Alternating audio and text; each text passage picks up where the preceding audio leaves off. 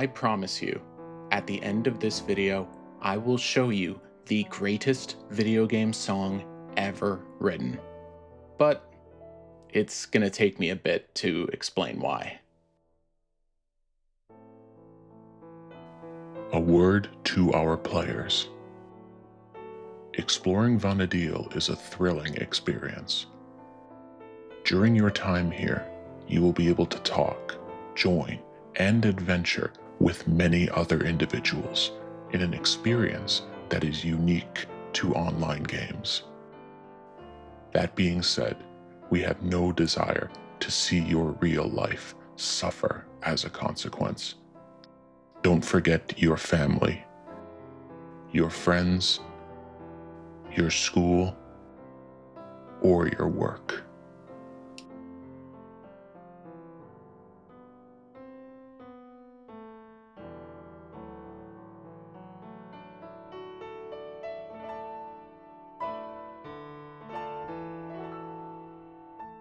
勝った。果てしない準備の果てに、毎晩のように作戦練り続けて、壁越しに歓声が轟いて、ネットカフェ全体が爆発したみたいに湧く。みんなで飲みに出て、普段はビール一杯で終わりなのに、今日は違う2杯目もがっつり。なんで余計に飲んだか。だってこの勝利、生涯心に刻まれるんだもん。Das beste Spiel aller Zeiten. Was für eine Ehre dabei gewesen zu sein. Ich frage mich, wie es euch allen geht. Ich vermisse euch.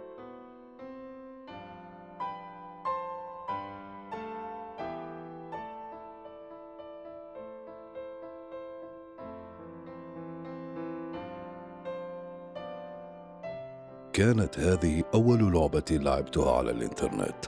علمتني الكثير عن الحياة، الصبر، التعاون، والاتزان. قابلت زوجتي هنا.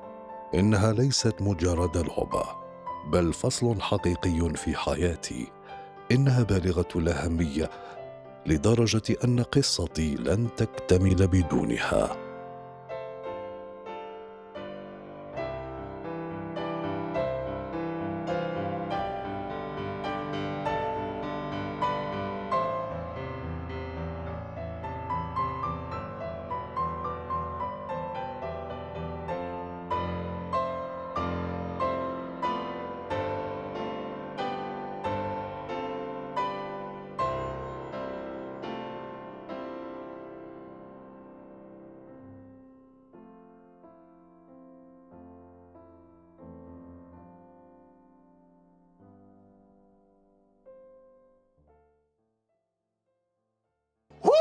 Don't you love MMO? Who needs the embrace of a woman when I have the twin blades of Asenath? MMOs are basically just apps to distract you from all the pussy you aren't getting. Of all the games I've played, a ton of them have burned themselves into my memory for one reason or another. Usually explaining why is pretty standard. Golden Sun was this full console level RPG that they somehow crammed onto a portable console, and with a soundtrack that directly rivaled its full-sized counterparts. Resident Evil 4 was an impulse purchase that forever changed the way I view Spanish-speaking people. And Chameleon Twist was the game that taught me to eat ass. But these are all small fry, compared to the topic of today's video. For years, I have wanted to sit down and try to fully articulate why this game has been living rent-free in my head since before I even played it. The number of times I've been discussing games with people only for the topic to inevitably diverge to talking about this game is seriously too often to count. If you clicked on this video, I'm guessing one of two things happened. One, you're just taking a gamble on some video about a game that you might be vaguely familiar with. On the other hand, you might be like me, and before I even start talking about this game, you already know. You understand Final Fantasy XI. And you find some comfort in somebody on the internet reinforcing your opinions. If you aren't familiar with this game, there's a good chance that you actually are. You just don't know it yet. Or should I say, you already know the feeling. At some point in your life, you got caught up in a game that ticked all the right boxes, it came at just the right time, and thinking back on it fills you with just as much nostalgic comfort as it does existential dread. I know this video is basically the equivalent of my nostalgia is better than yours, but I truly do believe that this game stands above everything else, all its competitors, in terms of the sheer impact it has had on its players. I'll take you through everything here, what actually happened as best as my memory will allow, but I have prepared a little reward for those who are bored enough to go on this remembrance journey with me. As a reward for sticking it out, I promise that at the end of this video, I will provide you with the greatest song ever made for a video game. I say that without even the slightest hint of hyperbole. With that being said, let's start at the beginning. There I was! On the IGN website's members only page. I was clicking around hoping that it would randomly glitch out and provide me with a paid subscription. For the younger crowd, yeah, believe it or not, there was actually a time where video game journalism wasn't seen as a complete meme career. I was trying to get the latest info on whatever, and I came across this video, a review of Final Fantasy XI by none other than the absolute Giga Chad legend, Greg Kasavin. You might know him now as one of the developers of Hades. In the video, Greg has some pretty positive things to say about the game, but overall, as I watched it again now, it's surprisingly negative. But when I saw this video, something in my brain just clicked. At this point in time, chances are your only exposure to the online RPG world was Phantasy Star Online. I'll chat about that some other time, but long story short, it's great. Having enjoyed my time with that game, I set my sights on greener pastures. I had a PS2 and a GameCube. My time with Phantasy Star Online was on the original Xbox, weirdly enough, though one friend who I could convince to play it with me was an Xbox only guy, so we played that instead of the superior GameCube version. Small side note, the Xbox version of PSO allowed unrestricted mic access in the lobbies before you joined a game. So on Sundays, there was one guy who would watch the new episodes of Family Guy, American Dad, and Simpsons with his mic on. And if your parents didn't have satellite TV, you could still listen to the shows that way. This is what people mean when they say that things used to be better. Since I already exhausted the GameCube's online library, I remembered that Final Fantasy review. It mentioned that there was a PS2 version. If my computer was shit, I could still play that. Anything created by a team, regardless of the team's size or that of the finished product, no doubt began as a scribble in the notebook of somebody who had earned the right for their doodles to be taken seriously. The exact moment it was decided to be an online RPG is kinda lost to time. We can make some assumptions based on available interviews online. Hiromichi Tanaka was the game's original producer. The ambition for Final Fantasy XI was so large that Square actually merged 5 of their existing teams together to work on it. Hironobu Sakaguchi, Final Fantasy's original creator, had apparently spent the last year in Hawaii playing Ultima Online, and he wouldn't take no for an answer when presenting his idea for an online Final Fantasy game. Square had some pretty reasonable reservations regarding the average consumer's ability to buy all the required add-ons to play the game, so Sakaguchi stood up. He straightened his tie, and he left the fucking company! And then I'm free to pursue my real dreams. Hip-hop. The development of the game is fascinating, but we don't need to unearth the motivation behind every decision. We don't need to learn about how Gucci Taka got the idea for the Dark Knight class after he and his wife had an AIDS scare with some of those Harajuku Jamaicans. But it is wild to think that the beta for this game was completed in a year? How the fuck is that possible? And because the genre hadn't become a graveyard for 35-year-old balding men yet, they went through with it. They decided to bring the world of Final Fantasy online. Of all the decisions a development team could make when figuring out what kind of game they're going to build, you would be hard-pressed to find a worse option than an MMORPG. Notoriously difficult to develop, infamously low quality, and with a user base known for many things, the least of which being very critical and unforgiving people. Despite being the grand motherfucking champions of cope, you'd be surprised just how quickly anticipation can turn to anger when their long-awaited game, that frankly they should have known would have been awful from the first trailer, turned out to be bad. Wait, you're telling me this really pretty Korean game was actually shit? No way! Aw! You're telling me this Korean... You're telling me a Korean game sucked? Aw! My point is, their demands are insatiable. You need to keep players playing, keep them satisfied month after month, and balance a million different systems. And if you're somehow successful, your payoff will be the chance to earn almost as much as this horsey game does when they release a new character that appeals to my fetish. And on top of that, it is a game in a franchise that arguably holds the crown for most respected single-player RPG series ever. And yes, at the time, I do mean ever made. This was a monumental undertaking. How do you take this world of turn-based strategy games where your attention to detail and character-driven stories weave seamlessly with the Microsoft Excel gameplay and convert it into a multiplayer game that satisfies players' desire to get stronger and the public's need for yet another page in your storied history to close? Spoiler, you don't!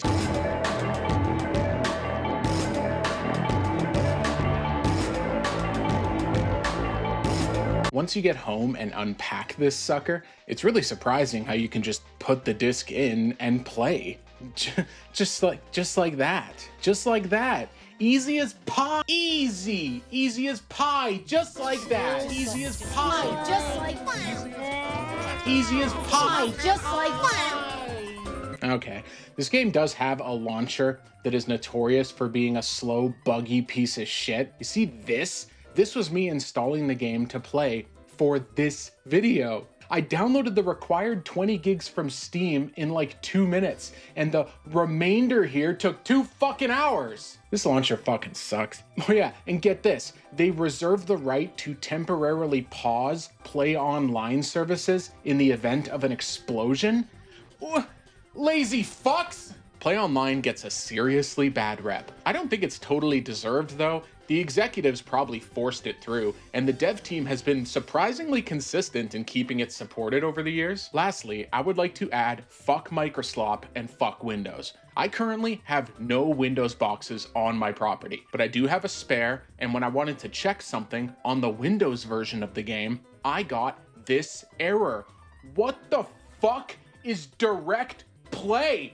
And why do my other boxes not need it? When you actually boot up the game, you get that warning message that I included earlier. Funny enough, when I talk to people about this, it seems everybody just got pumped up by this message, excited to play, rather than, you know, heeding the actual warning. But then... It all began with a stone, or so the legend says. Not today. It is always morally okay to skip cutscenes!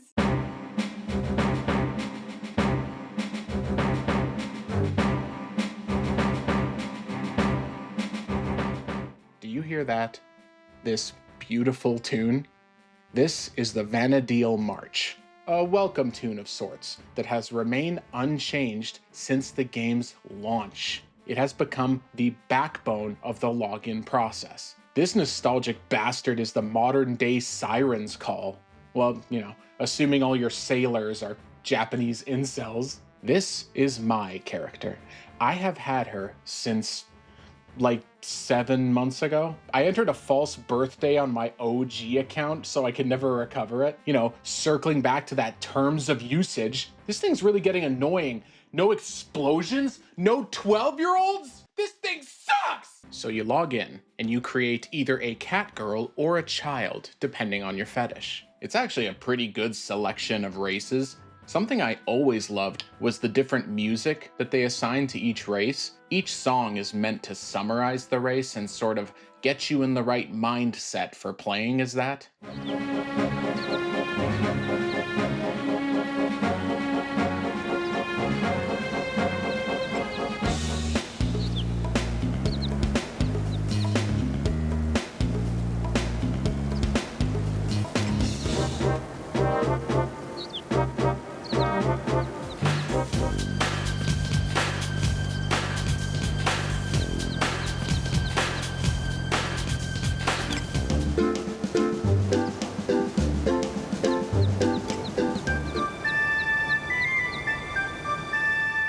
Now, before I show the cat girl music, I want you to picture what you would assume the cat girl music would sound like.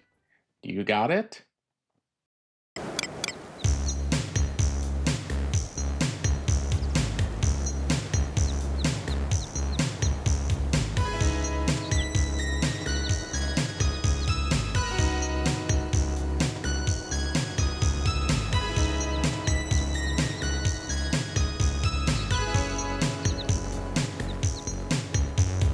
Hell yeah, dude. The name generator would create race-appropriate names, which is a nice touch. I'm capturing this footage way after I started, but there's no way I would have used the auto-generate name function. I'm pretty dead set on maintaining my normal username. Could you imagine? Could you even imagine if the auto name generate feature called me Holy shit. Holy shit. I'm sorry I haven't been to church lately, okay? Please don't break my furnace again. You get to pick a city to start in. If you're unsure, don't worry. I've prepared a quick guide for you. This kingdom of proud elven warriors is situated to the north of the continent and was built on the ashes of a brutal civil war. It's been ruled by a succession of kings, the royal family, for a span of more than 500 years. The kingdom's capital, Sandoria, is a walled city defended by 2 orders of knights. The Royal Knights, who patrol the country's borders and seek to expand its territory, and the Temple Knights, responsible for protecting the city itself and maintaining the City of the Elves, a strong, patriotic land. One of the only truly safe places in all of Vana'Diel. Their economic forethought and legal framework turned it into one of the most in-demand locations to start a new life, to succeed by the sweat of your brow. This is where I originally started. And yeah, the horns in the background might eventually make you smash your PS2 controller right against your beautiful, still attached Canadian foreskin.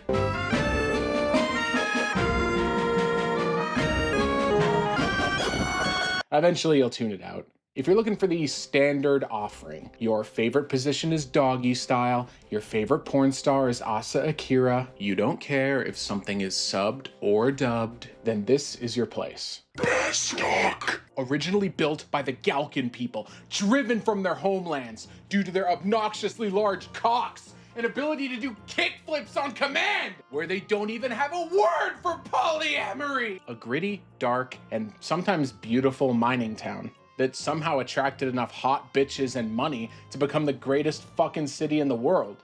You know, like my town. A calming yet hardworking land, ready for adventurers to discover its secrets. If your favorite position is knees to chest missionary, you don't watch porn, and you have Golden from the K-pop Demon Hunters soundtrack starting off your lifting playlist, then this is the city for you. Windurst! Originally inhabited by manlets, whose proficiency in sucking cock was only surpassed by their desire to build twisty fucking bridges in every fucking direction and waste my time! Ah! Deep in nature, inhabited by the Taru Taru, whose proclivity for magic basically saved the whole world during the war. If you want to be surrounded by nature, to be held in the comforting grip of Father Nature, to have your hair tugged a little bit by Father Nature, while you whimper like a girl. If your favorite position is anything on the receiving end, your favorite porn star is Piper Perry, and you gave a silent voice a 9 or higher, then you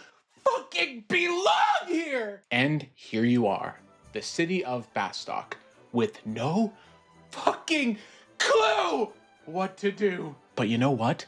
That doesn't matter. We have all the time in the world. I always hated this dumbass screenshot on the back of the box. There's a bunch of players talking, and one of them says, "Let's go fight that goblin. I heard he has a rare key," or something like that. I actually did this in a crowd of people at level 1. I asked where the goblin was with the rare key. I was promptly called a homosexual lover, and I've been playing MMOs ever since. There's been a lot of talk in recent years regarding making a good first impression on players. What is it, like half of all Steam games the players don't get farther than 30 minutes? With that being said, it is impressive to how conscious of an effort the developers made here to ensure you were totally lost and totally directionless when you started. For people who have spent the better part of their lives entrenched in these online experiences, it's basically impossible to communicate the feeling many of us felt being dropped into the middle of one of these cities and being left to our own devices. Following the time-honored tradition of mashing every button to see what they did, I discovered the on-screen keyboard. Phantasy Star had this too, but that was lobby-based. Anytime somebody joined your game and took your portal, they already entered into a sort of social contract with you towards a common goal. That was not the case here. This game had bullies in it! You could walk through the Bastock market and a group of high-level Galka players with one of them would send you a message that said, "Nice bronze subligar, fat." And you would fumble with the controls, and you'd accidentally kneel down into resting position trying to talk back. And they would step forward so their cocks were at your mouth height. And they would say, "Oh, he's gonna do it, yo! Yo!" Okay, not really. But my point is, players were forced into this world together. I mean, yeah, you needed to buy the game and have a basic amount of understanding of what the game was, but this was Final Fantasy. For 20 years, people had been buying the newest one, playing it alone, and jacking off. When we swapped from box art to in-game cutscenes for JO sessions, you should have been there, dude. We didn't know how to act yet. My friend got the game the same day as me, but because of his slightly faster internet connection, he got in 13 days before I did. We decided we were gonna make a guild, but before we could do that, we had to actually meet up. Easy, right? But during the account and character creation process, you notice that there is, or was, no option to pick your server. Certainly, that can't be correct, right? It was an online game. You were supposed to play with friends. And yeah, you are right, because Square Enix was very forward-thinking. They included the Gold World Pass, which when purchased could allow a friend to join the same server as you. They could be purchased for 10,000 gil. 10,000 gil! I'm not gonna bust out the inflation calculator. Once you factor in different years and fictional locations, that is an assload of money to ask of new players. It doesn't even make sense from a lore perspective. I need to buy this with in-game money? Why? Granted, if you were hyper patient like us, there was a bug at the time that allowed you to delete characters and recreate them and kind of force change your server that way. It was a nightmare and it took all night, but we got it done. In retrospect, this is actually one of the game's biggest sins. There's so much to talk about here, but let's just do a little trial. We can run through how your first week or so is likely to go. Because this entire video is a midlife crisis nostalgic trauma dump, I'll be including a kinda irritating amount of anecdotes, but I don't care because it's my video. Real talk though, these cities are all great. Send me any screenshot from any corner and I'll be able to tell you what city you're in and where. But more importantly, perhaps much more importantly, was the music they added to these areas. Did Square just not get the memo that MMO developers didn't give a shit about music? Okay, maybe that's not true. I guess someone on the development team played Ragnarok Online before they started and assumed every song needed to kill. This time around, our new level 1 character here is gonna start in Bastock, rather than Sandoria. You'll walk around chatting with some NPCs, viewing shops for things you can't afford, and figuring out the controls. But we'll talk about that later. Eventually, you will find yourself leaving the starting city and venturing into the first actual area for new players. Well, unless you started in Windurst and the game fucking EOS'd before you found your way out. You see it on the map here, West Gustaberg. This is the area where about a third of your player base is going to have their first encounter with an enemy, the beginning of it all. So, Naoshi Mizuta, Kumi Tanioka, and Nobuo Uematsu. From our composing team, we need some music for this area. Anything you can spin up is fine. Remember, we're making an MMO here. Players don't really give a shit about the music, so anything you can throw together will be fine.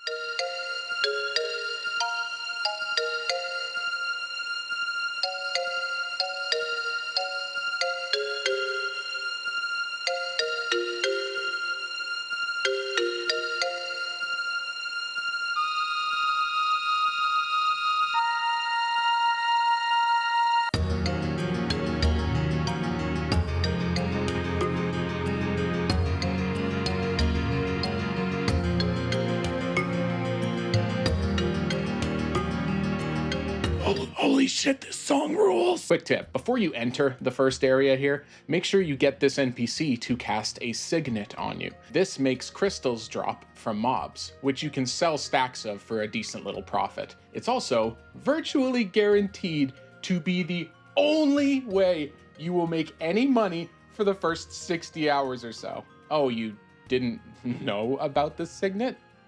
Well, tough shit! Your entire first week of playing now puts you at a substantial disadvantage because you didn't know this. That'll be 1,200 yen a month. Arigato, fuckers! Oh my god, a tunnel worm. This is my chance. I'm gonna fight him. It's gonna be just like the commercials and that intro cutscene.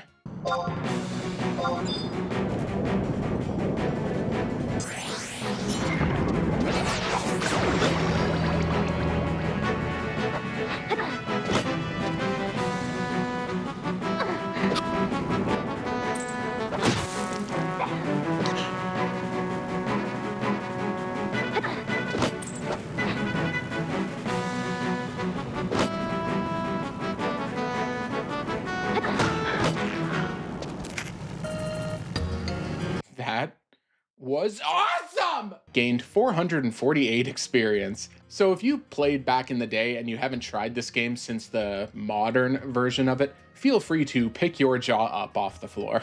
Going forward, we're going to be discussing the game as it was for a little bit, so I need you to ignore the insane experience rates and these NPC bots that follow me around and attack stuff, these computer-controlled party members. We'll talk about them in a bit. Each city had its main area just outside to do some starter leveling. Bastok had Gustaberg, Sandoria had Ronfar, and Windurst had Saruta Baruta. Since Japan made working less than 18 hours a day illegal, these areas drop heat almost as hard as Gustaberg does.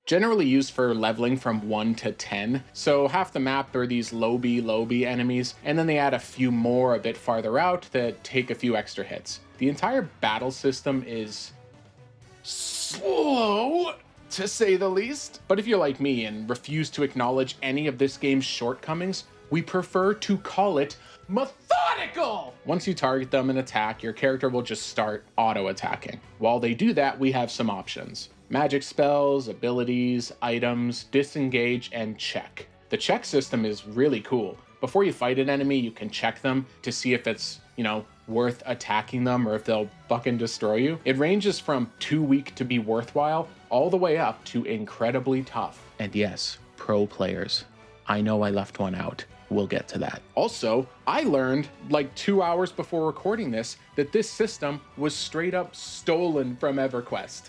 Who knew? Under abilities, you'll only start with one. In this case, my only ability is Bolster. I'm playing the Geomancer class. So Bolster boosts the effect of my Geomancy spells, of which I have none. But we can change that. Unlike usual, to learn magic spells, you need to obtain the scroll that teaches it. It's a physical item rather than learning the ability at a trainer. This means that enemies can actually drop abilities. I've always loved this system. Something about needing to go out and kill something to learn magic just seems appropriate. These can even be sold on the auction house. Now, does that mean that it's possible for a move to be 100% required for a class, and due to its difficulty of obtaining it, means 90% of the player base was effectively priced out of that entire class?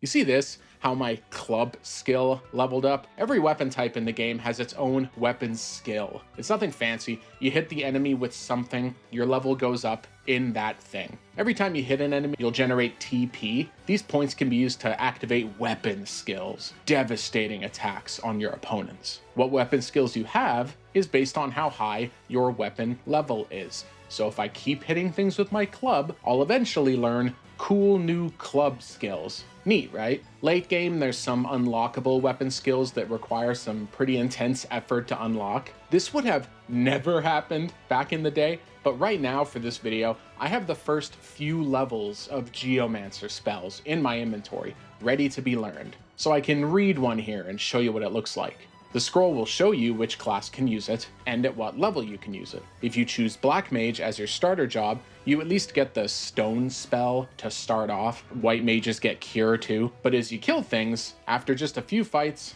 you notice your mana start to drain. Of course, you read the manual on the way home like a good cum slave. You know that pressing H, or clicking the stick, will activate healing mode. Get used to seeing this fucking pose! Look, you're impatient, I get it. I'm sure we could kill just one more mob with how much mana we have left. Nothing bad is gonna happen.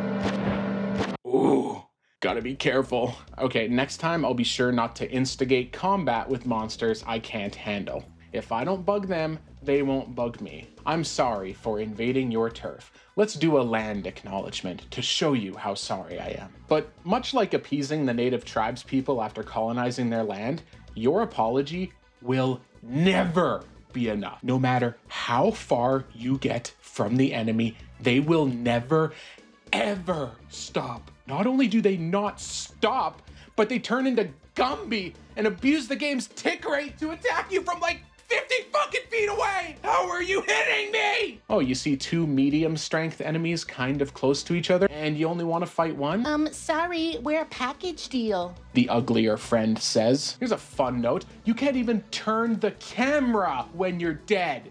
Like the developer said, no, you are dead! Act like it! I was debating including this stupid little quick story, but I remember one weekend, my mom brought me to the doctor's office because of a pretty nasty ear infection. The doctor gave me a bottle of tablets. I took a few, and I spent the entire day in Gustaberg, killing the same monsters and selling anything I got. I remember it being some of the most fun I ever had. Out of curiosity, for this video, and because I've used the same pharmacy my entire life, I actually called in and checked what medication it was the doctor prescribed me, only to find out it was OxyContin for an ear infection?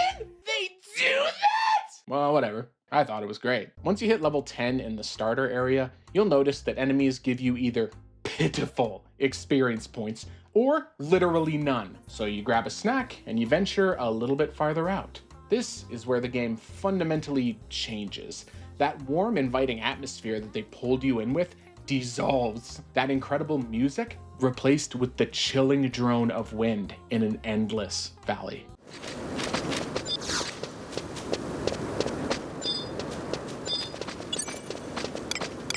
Enemies here can be killed with some effort, but this doesn't feel right. You need to rest after every fight. You're just barely winning them. The experience rates are inexcusable, so your only option is to find somebody in dope-looking gear and ask what's going on. These days, you don't have to ask people. You can just alt-tab out of the game and Google where you should— Oh, wait a minute! Wait, what's that? The game has a bug that causes alt-tabbing to crash it, and it's been here since the North American launch day! Whoopsie! Asking around, what Ass Eater 69 here tells you, while you don't know it yet, is about to kind of ruin your life. He says, Oh, you're level 12?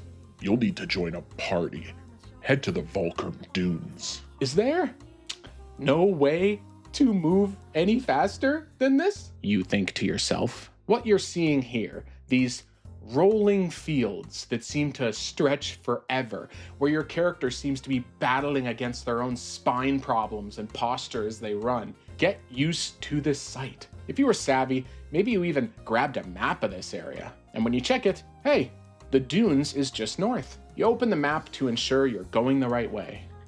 Then you open it again, and again, and again, and again, and again. There is no option for a mini-map. You fall into this kind of Stockholm rhythm. When discussing this recently with a friend, we came to an agreement that no other game has ever come close to the necessity of the auto run button as this game. Desperately trying to keep covering distance as you check the map will become second nature. Now, you're plenty aware that monsters can be aggroed, but this is your first time trying to just cross a map and survive. The first of many, including one enemy in particular.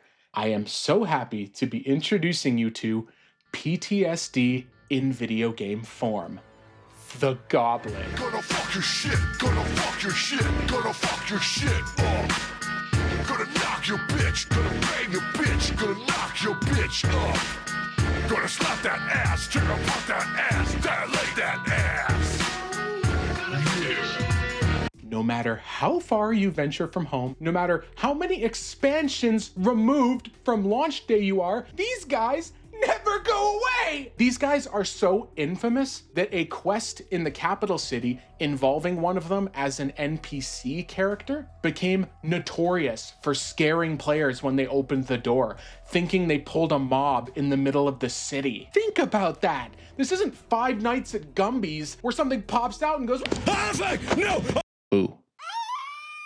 Whoa, spooky! Yeah, it's scary, but that's not like this. This is real heart-stopping fear. I can't even look at these guys, and it's been 20 fucking years! These windmills suck! Why is the area so big? Ah! At least these mad sheep seem to leave you alone. The game loves reusing enemy models and just giving them a different name. This continues up to the game's most recent content updates. It's just one of those things to conserve space and development time and stuff. It becomes pretty charming after a while. Plus, it's actually kind of helpful because a lot of the rabbits in the game act pretty similar, or a lot of the sheep act pretty similar. So it's kind of helpful knowing which monsters act like dickheads. It wasn't uncommon for a group of people to head to the dunes together for safety. Maybe you even stick around and level up an extra time. You know, improve your resume. Make yourself more invitable to those fabled parties you heard about.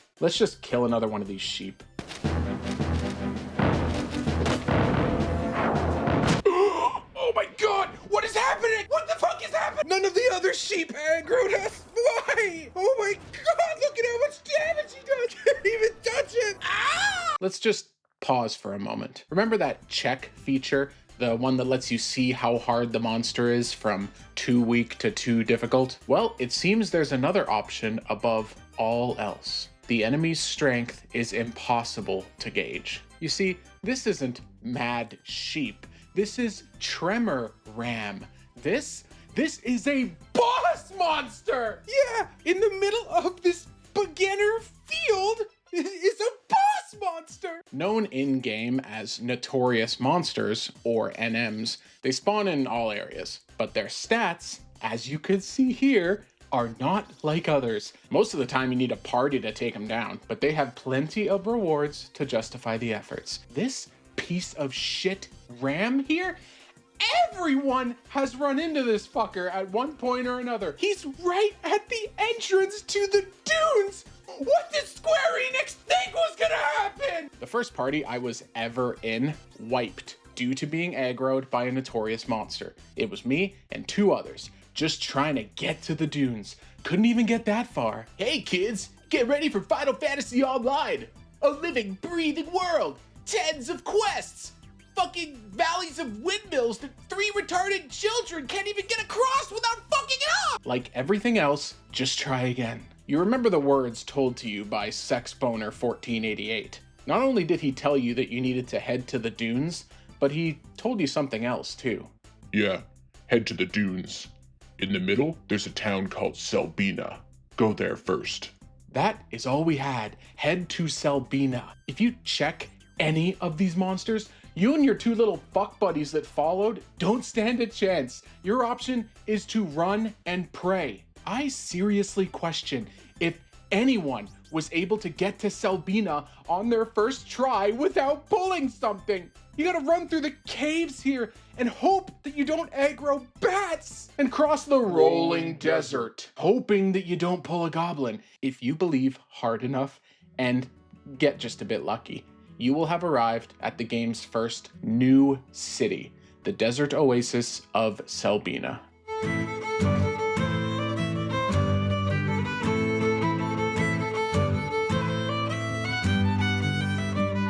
Selbina wasn't like the other cities. It was small. There were shops with interesting things and tons of people just hanging out. There were even quests here, quests with cutscenes and story and stuff. You could sit on the beach and take a break, maybe even watch somebody else fishing here, get jealous and try it yourself with one of the nearby fishing shops. Oh wait, I forgot. You didn't get your signet cast on you. Have fun being poor. You see the day change to night, the ships coming in and rowing off.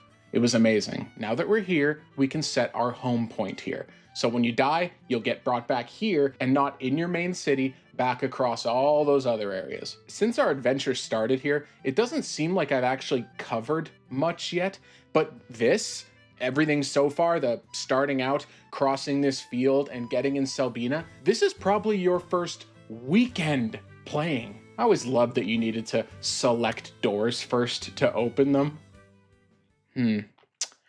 Okay, should we address this now? Now, with the help of this little YouTube Shorts cooking camera angle, let's do a quick rundown of the controls. Maybe a quiz would be more fun. You stand there, a new player. So, how do you move forward?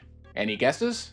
Well, if you guessed WASD, you're wrong. It is 8 on the number pad, with the 4 and 6 keys being left and right. And before you think to yourself, oh, that's just WASD, but on the other side of the keyboard. Not quite, because the key that should move you down actually changes to first-person camera. It is the 2 key that moves you down. So instead of WASD, it would be WADX. So you want to open your main menu here, right? All this stuff here. Which button does that? Did you guess the minus symbol in the very top right of the numpad? Oh, you did? Oh, shit. Okay. Targeting, you can probably guess. You hit tab to target what's in front of you. You know, like the doors in Selbina. Just move forward to approach, tab to choose the door, and enter to open the door. Now, I know what you're thinking. Using the numpad to move? That's gonna be kind of awkward when I'm looking around with the mouse. You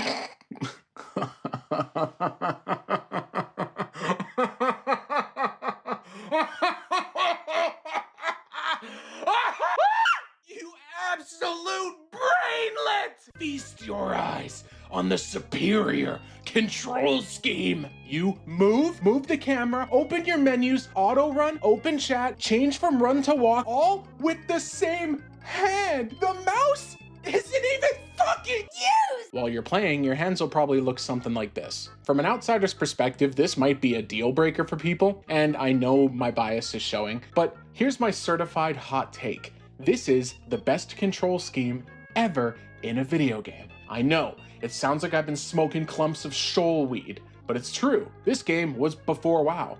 Things hadn't been standardized yet. Everything is mapped to the keyboard in this giant cacophony of options. In the chance somebody watching this video wants to give this game a try, you can use a controller, which works great. It was made with the PS2 controller in mind anyway. Also, I cleared most content in the game on a PS2 controller. Don't let people tell you otherwise. But please just have an open mind. It is so comfy. It's so fun once you get the hang of it. When I started this character for the video, my hands rested on the keyboard and I felt home. Having both hands permanently on the keyboard like this makes chatting with other people really frequent, you know, because your hands are already there. In modern days, you can compact the keyboard mode to use WASD instead of the numpad and tighten some other things up. Back to our adventure. Selbina fucking rules. Maybe you even take notice that a bunch of people have this green exclamation mark next to their heads. You click on them and there's a new option here to invite them to your party. Interesting, you think. You open your own menu and navigate to the party options. Turn your own flag on. This was it. You were going to join a party. Everything you trained for, all the adventures waiting to be had. Now it's within your grasp. Let's do this.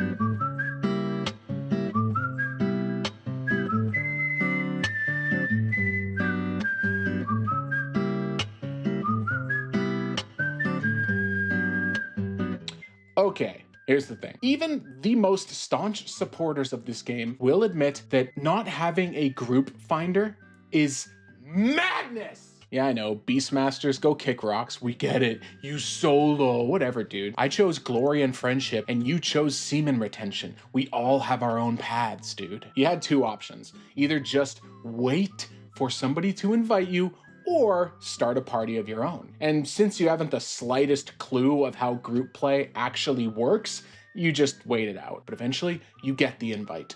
They tell you something like G8, and just when you think that the Japanese language has regressed to an impossible level of efficiency, you notice these are actually coordinates. Where to go on the map. Even now, coordinates are the most common directions to give people. It might sound silly, but this was actually pretty crucial. This let you know, like, kinda where you were and where to go without a map, because you could still see where you were in relation to the coordinates. The game really wouldn't have worked without it. Since you're new here, you have no map. You head out to meet them at their coordinates. You aggro a goblin, and you die. You respawn in Selbina. Let's try again. This time, to reach the party's camp. You greet everyone, and you wait. Suddenly, the tank runs off, and he eventually pulls back a mob. The fight starts. You use all your abilities. You heal the sick. You sleep the enemy. And if you're a dragoon, then you're still in Selbina waiting for a party invite. The slow, methodical gameplay all starts to make sense.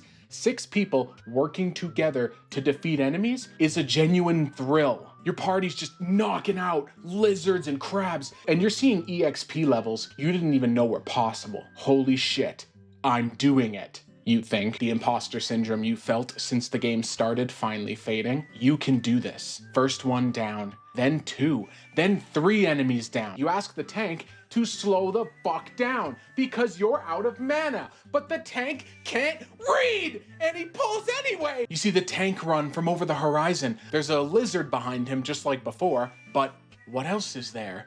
A goblin accidentally aggroed by the tank. You start the fight, 2 enemies to kill. The goblin is doing so much damage, you pop your 2-hour ability. You use all the mana you can. It's hopeless. Realizing your fate, somebody yells, zone. Everybody runs back to Selbina. All you can do now is run and pray that everyone gets back safely. You reach Selbina. 5 of you made it. The tank succumbed to his injuries.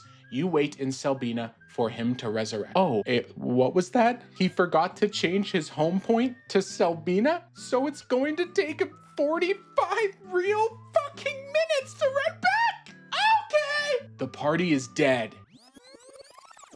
You all arrive in Selbina safely, healing up and returning to the campsite, which has already been taken. While looking for a new camp, a goblin spawns nearby, aggroes your team, zone to Selbina, no campsite, the party's fucking dead! You all arrive in Selbina safely. You find a new campsite. The tank pulls a new mob. That warning that you gave him about needing more time to rest and refill your mana, the tank doesn't even know what mana is. He can't even spell it. He pulls too fast. You wipe! Party's dead! Everybody has these stories. Everybody knows just how brutal this area can be. Once you know its secrets, things get a bit better. But this is the first group zone in an already complicated game. Did they need to have these ghosts at night? Why do the easiest looking enemies do the most damage? Why are there goblins here? You will struggle, but you'll grow. Moving from lizards to flies to crabs, you learn and you grow. Maybe you even stayed with the same party for the whole evening. You all grew together and figured out your roles. And when the party disbanded, there was a bit of a genuine sadness to it. The dunes will take you from level 10 to 20. At level 15, Selbina offers a mission that unlocks your sub-job. If you like playing as a warrior, well, now you can sub-thief and use the thief's steal ability that you were jealous of. Playing a white mage? Hey, you can sub-black mage and get a little bit of damage in your kit. I mean, geez, are you sick of the healers being too busy watching porn on their 4th monitor to heal you in time? Then sub white mage. If you can dream it, you can do it. And in answer to your question, there is no contrast level available in this game that makes this area not hurt to look at. Also, if you want to use Black Mage as your sub job, it can only be half the level of your main class, and it has to be leveled separately. So when you unlock sub jobs, quickly run back to your city, enter your Mog House, change job to main job, level it to 10 on its own, run back to Mog House, change to White Mage with a Black Mage sub job, then run all the way back to the dunes and find another party. And if you didn't do this right when you hit level 15, people will assume you're developmentally retarded and won't invite you to their parties. Eventually, we hit level 20. We have overcome one of the most infamous starting areas on Earth. Even though we've had our fun here, you do eventually need to move on to greener pastures. With that being said, I would like to share with you a personal anecdote, a retelling of something that actually happened to me at this point in my original adventure. Without further ado, I present you the worst.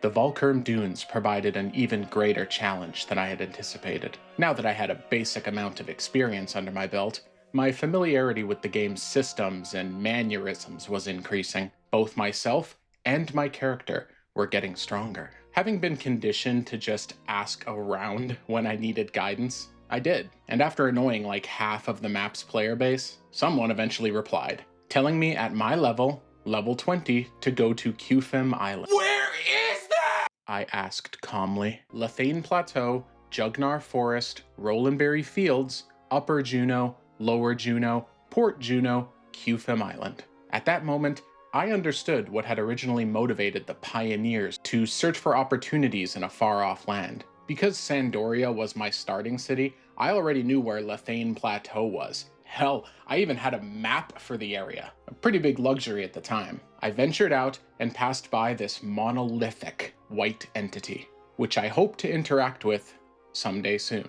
I headed eastward and entered Jugnar Forest. I opened the map screen, hoping that by chance I was able to procure one of the maps in my travels at random. As a maplet, how could I even compete? I'd traversed areas blind before, but not like this. This sprawling, endless green crept from corner to corner as far as you could see. I didn't know where Rolandberry Fields was, but it didn't matter. I knew that I had the sheer willpower required to traverse the area. The first of my attempts not making it that far. A tiger aggroed me from just over top of a hill. On my second attempt, I lasted nearly 5 times longer, but I succumbed to an unfortunate turn when navigating and trapped myself in some corner area. The goblins helped themselves to my sweet little white ass. But I wasn't like other players.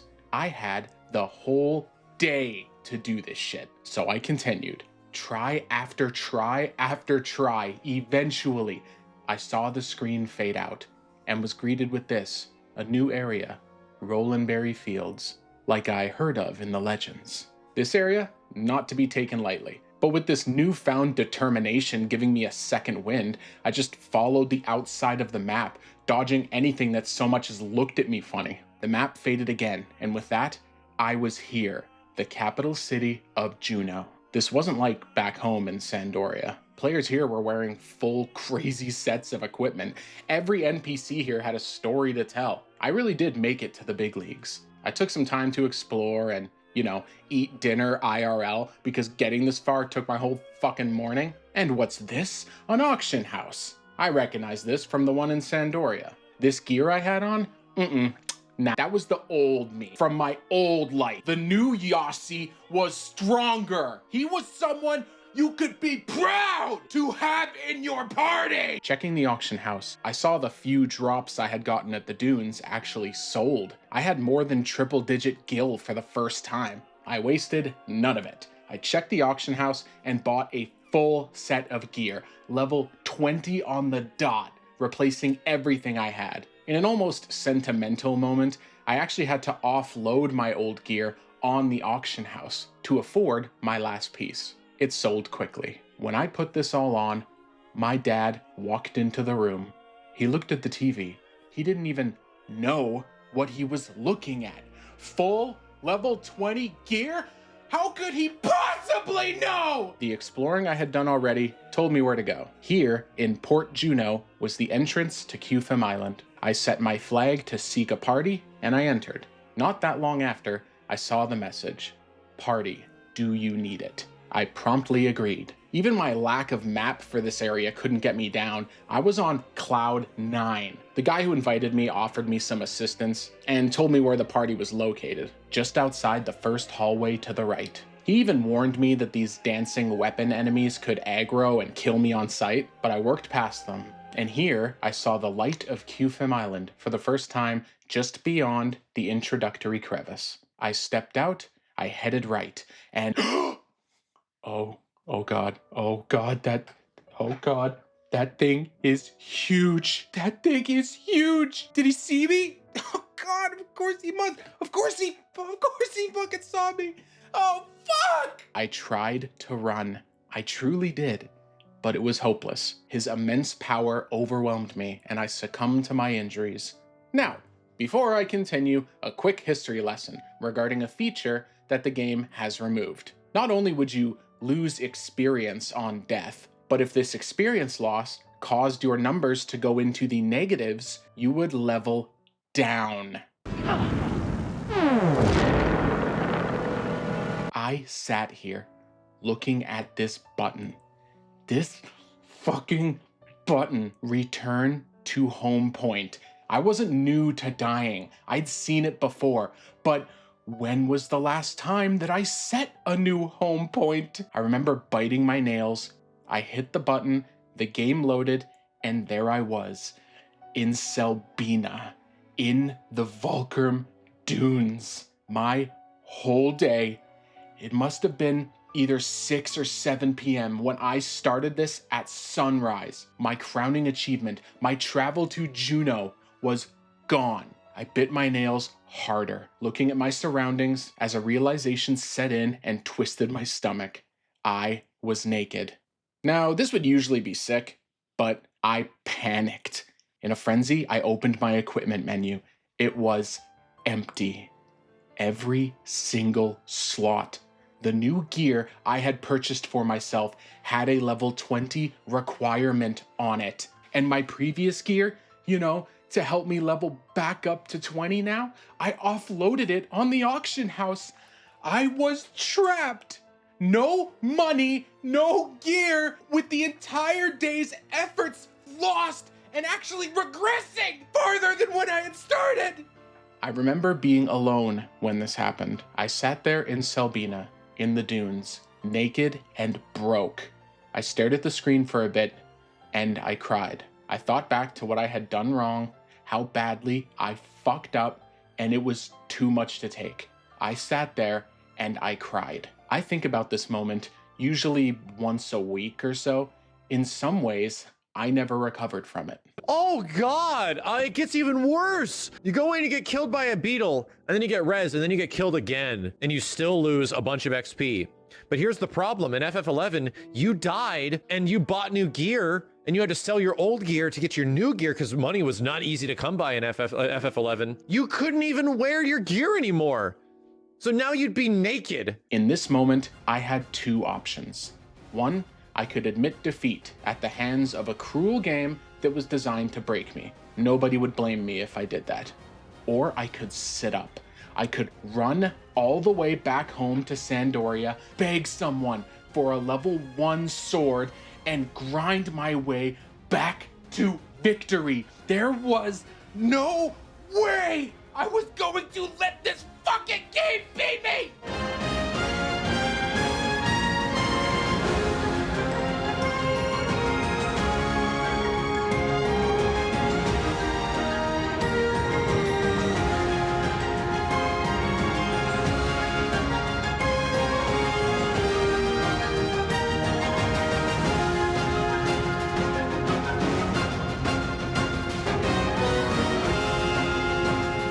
You do what you've got to do. You tough it out and you get back out there. We're back from the pit of despair. Now that we're in Jueno, set our goddamn home point here this time. Head forward and join a party in Qfim Islands that puts all this ugliness behind you. Level up a few times, give yourself some buffer experience in case of death, and you start filling your character out pretty nicely. Because a good amount of valuable drops, and even those spell scrolls, can drop in the dunes. You might have access to another move or two, and of course, all those crystals you've been collecting from your signet can now be sold for a decent profit. Unless you didn't, in which case, checkmate, you fucking atheist. Good news is, I'm pretty sure the endless reign of bullshit we've been encountering, constantly begging us to quit, is behind us. I mean, we're level 25 now.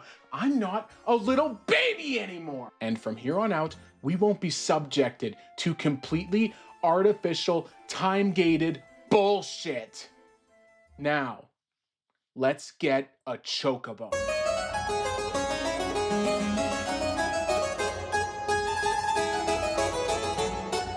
We humans are fickle, and we can hold contrary opinions simultaneously. If you were tasked with designing a mission for any game, it would seem in your best interests to take the player's attention span into account. Since we've gotten this far in the game, it's clear that we have a higher than normal tolerance for abuse. But Square? They actually wanted to give us a bit of a break, some time off from the hustle and bustle of group play, from waiting for parties. Are you tired of the white mage in your party being too busy watching interracial NTR gangbangs on their fourth monitor to heal you in time? For this quest, just sit back and relax. And I do mean relax. I hope you are in the mood to relax. You talk to these guys in the capital city of Jueno. These are the Chocobo breeders. The newest flock they brought in apparently react negatively to being hit, so these guys think they're broken. You pet this scared Chocobo, and you need to offer him a snack. A bit of gauze-bit grass. These can be farmed in the desert or just purchased from the auction house.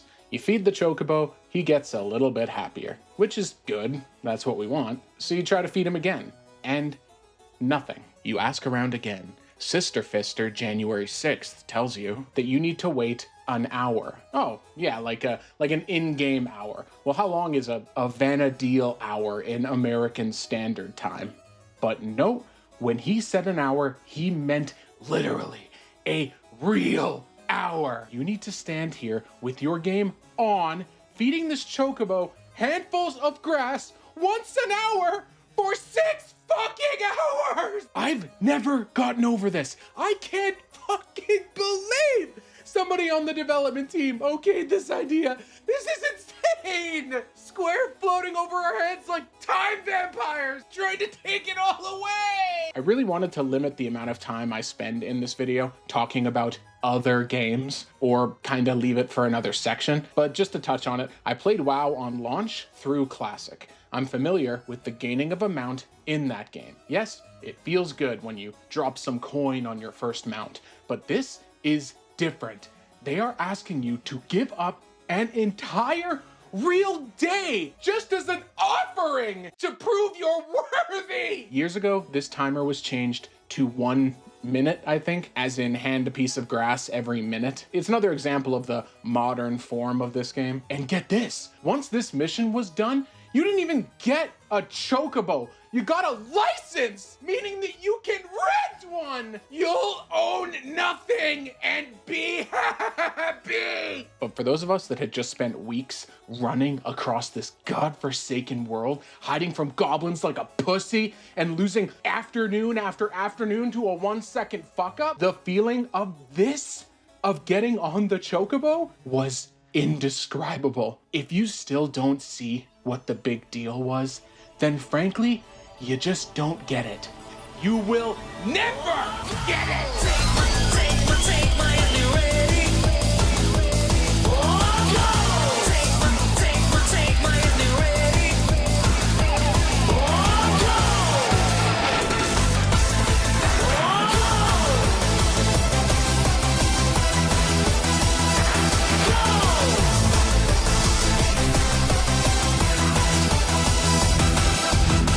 One more burning night, one more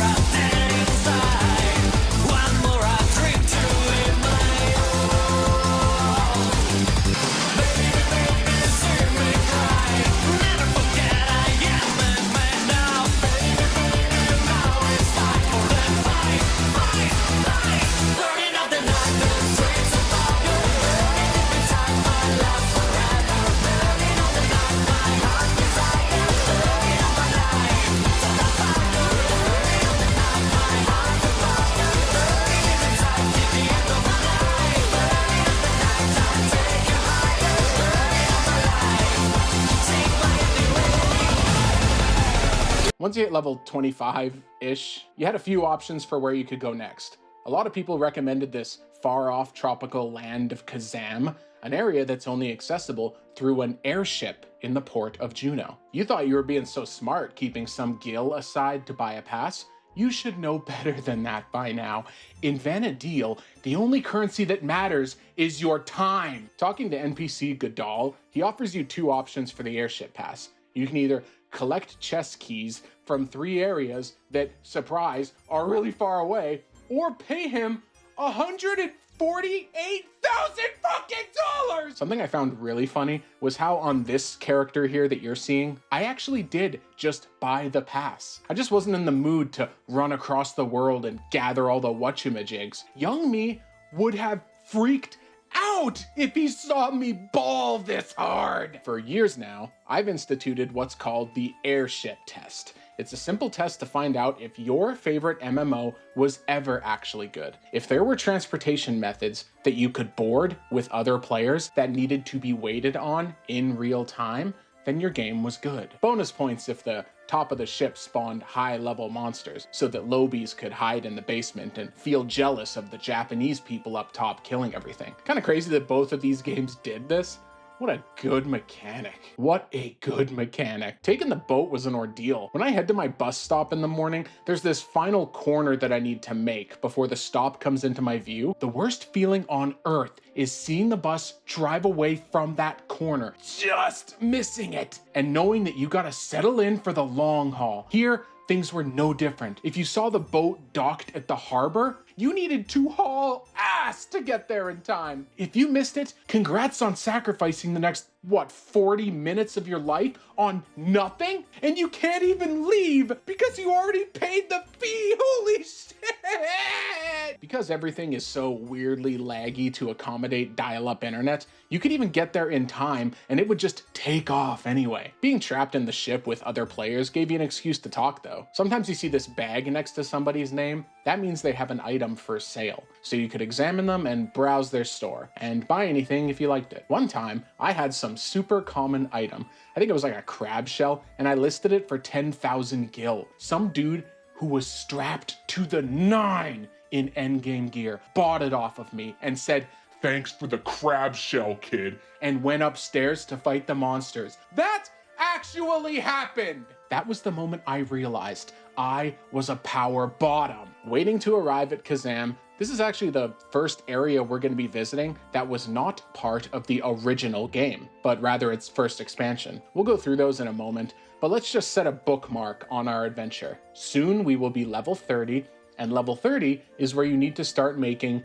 decisions. 6 jobs are available at the start: Warrior, White Mage, Black Mage, Thief, Monk, and Red Mage. The game currently has 22 available. They tease you in your house. It shows this giant list of question marks. What are these? The 6 starter classes are great, don't get me wrong, but you aren't a basic bitch. You want the contrarian class, the one who's behind in the meta for the whole goddamn lifespan of the game, who you insist is actually good. Every job requires you to undertake a quest to unlock it. Let's say you wanted to unlock the Geomancer class, like I did when starting here. Let's go through this one just so you can see what we're talking about. She introduces herself as an out-of-shape Geomancer, tasked with convincing others to become Geomancers. She claims, "We look like a Geodancer!" And we tell her to calm the fuck down, and she apologizes. Sorry, I'm not good at this kind of thing. What? You're not good at it?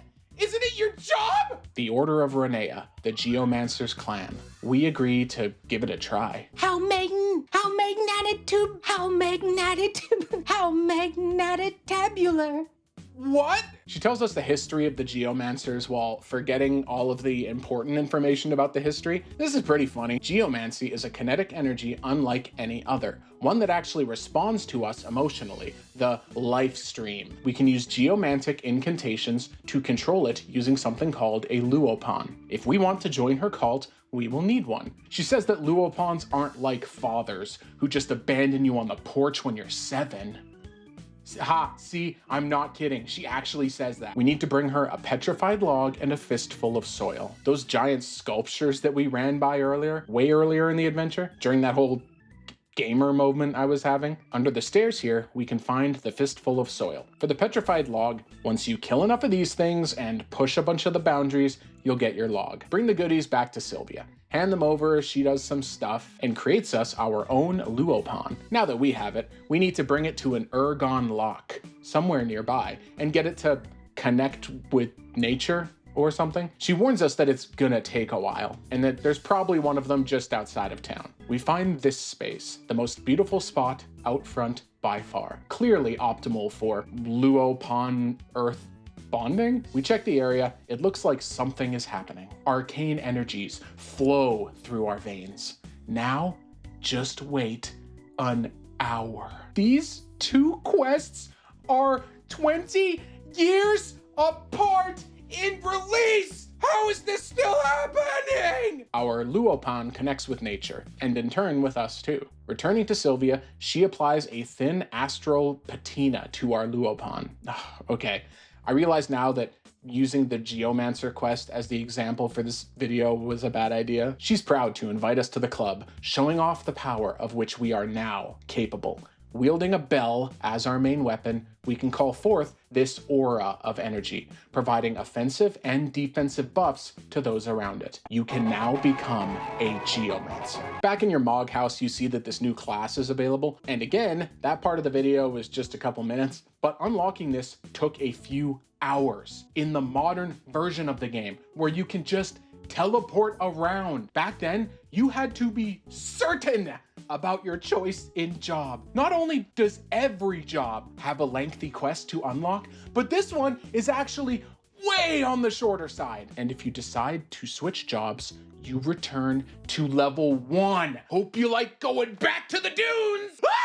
At this point, our next leveling zone past Qfim Island is in a region that's exclusive to the game's first expansion. It all branches out like crazy from here with options anyway, so let's go through the game's expansions and see what awaits us moving forward. To start, the game's first expansion, called Rock.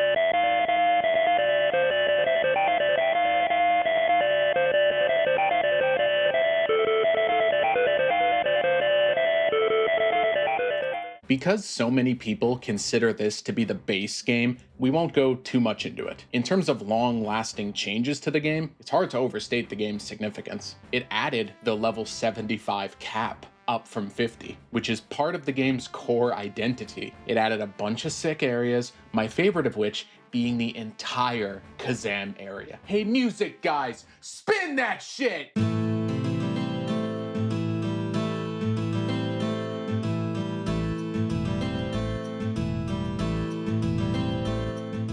Zilart added 4 new jobs, which is actually the most out of any expansion in the game's history. We've got the Samurai, which the player base somehow gaslit Square into thinking was a DPS class. The Summoner, where you can literally take control of the series' beefiest units. Did you ever want to summon the wrath of Fenrir with a single wave of your hand, or bring upon the wrath of Shiva to your opponents, striking fear into anyone who comes close? You do? Well, have fun just using the carbuncle for the first 6,300 hours like a pussy. The Dragoon class was the Summoner's class, but with just one summon, the Wyvern. You know, as it Beastmaster was already in the game. The Beastmaster class let you take control of enemy units as minions and is famously the only class in the game that leveled and completed content solo. So what is the difference between Beastmaster and Dragoon? Well, neither of them get invited to parties, but the Beastmaster can play solo.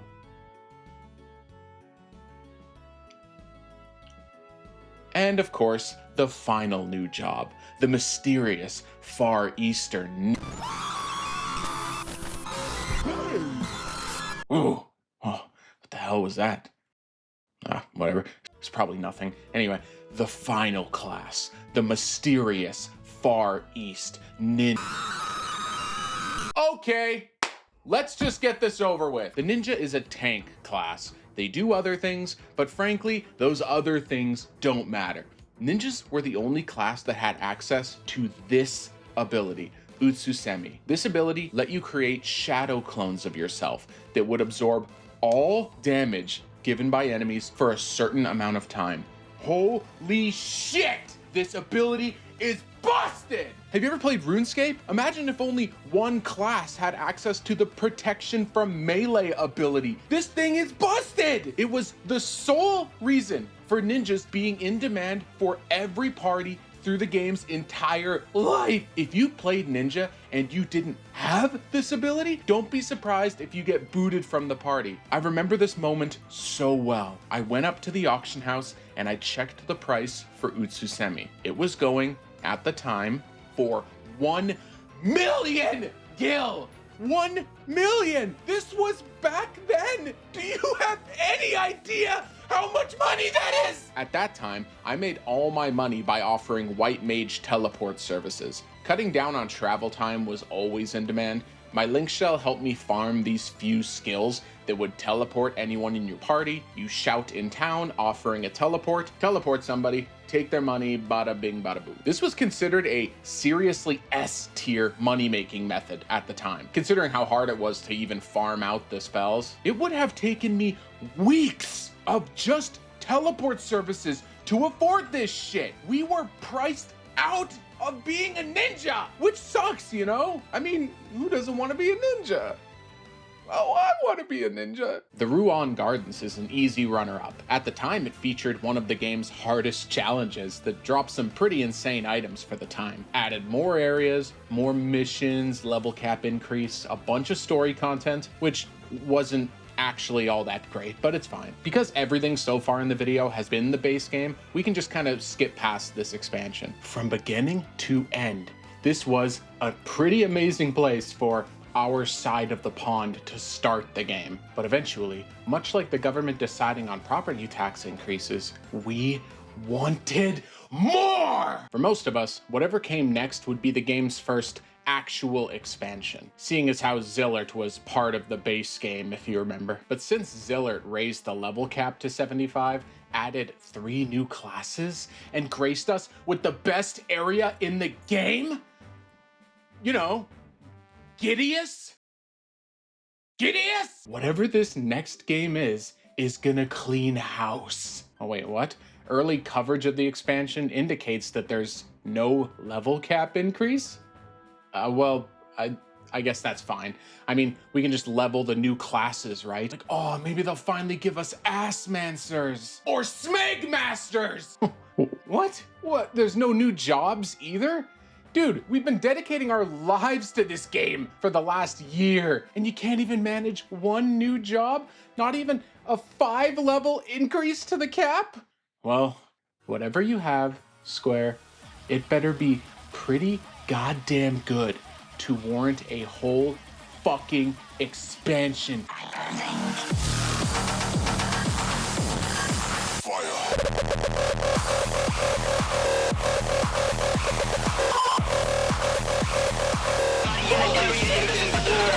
In the dark basement of a notoriously large structure called Dekfault's Tower, a massive explosion of energy killed an entire team of Juno's scientists. When surveying the remains for survivors, they find none, except for one lone kid who somehow survived the blast. This kid is bad news!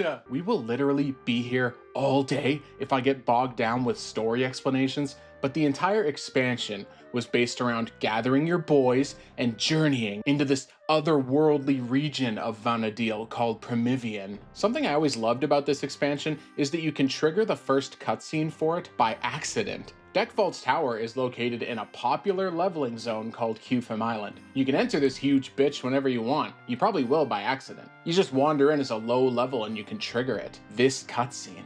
Remember Bahamut? Yeah, he comes out just to tell us that the end is near. Think about that. And he comes out to warn you that he ain't shit compared to what's coming. But we were experts by now, well-versed in Square's bullshit. You couldn't fool us again. That little trick you pulled where you and your friends blindfolded us and said you were putting a roll of quarters in our mouths? It's not gonna work this time, buddy. So we gathered together and we started the adventure by meeting up with survivors from another conflict in the main hub zone called the Tabnazian Safehold. Oh, hey, music guys, we need another song. Can you make something for this area, please? It doesn't have to go hard.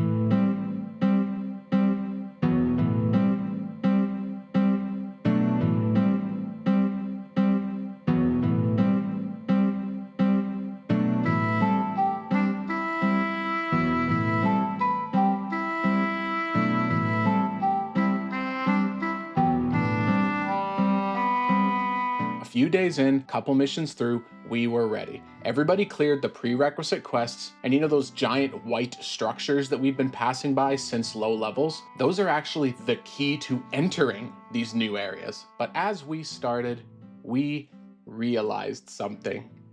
Holy shit! This is fucking brutal! When viewed in a vacuum, as it was at the time, Chains of Promathia is still considered the most difficult content the game ever had pre-nerf. There are actually ways to still die in these missions if you play them now, even with the plethora of not dying options they give you. Every mission, every map, every boss was... You know? Were you there? You remember?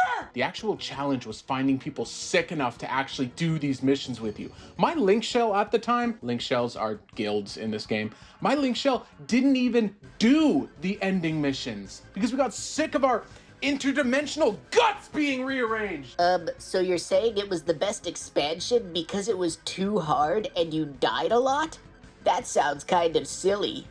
Well, yeah, anything will sound gay and stupid if you say it like that. The challenge was there for people who wanted to try it, and everything surrounding it was this tightly knit, imagination prodding, and surprisingly adult experience. I'm an unfortunate believer that most video game stories suck. They aren't good, even when held up against mediocre literature. I am shooketh at how solid and grown up the dialogue is. The pacing in these cutscenes is like taru pussy, meaning I'm assuming it's good, but I've never reached the end. This girl, Prish, is obviously the best girl of this expansion. I love her. She makes my Zilart rise, if you know what I mean. Dude, she's just a child. How could you say that? Oh, really? What a coincidence. I've got the cutscene right here where she explains how she's actually legal. It's just a curse or something that makes her look young. Loophole, Chads! We can't stop winning!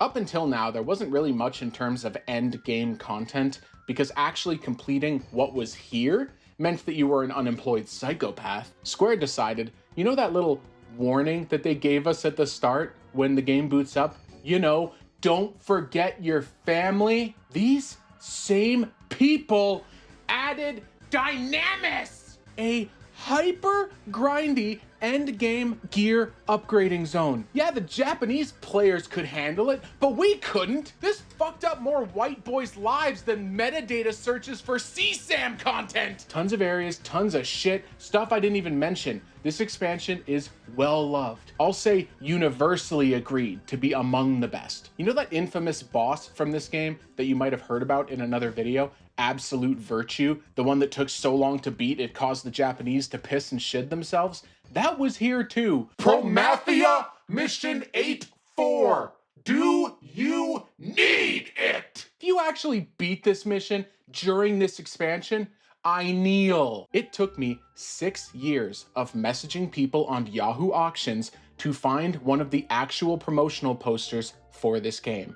I love it. Like anything else, the waters settled. The players upgraded their gear, they tackled Promathia, and the mentally ill ones capped bonesmithing. It's my ultimate wish that that joke made one specific person watching this upset. And you know what else? After all this cool Promathia stuff, I still couldn't afford the Utsusemi Ninja ability! The price even went up! It was like 1.8 million now! I just want to be a ninja!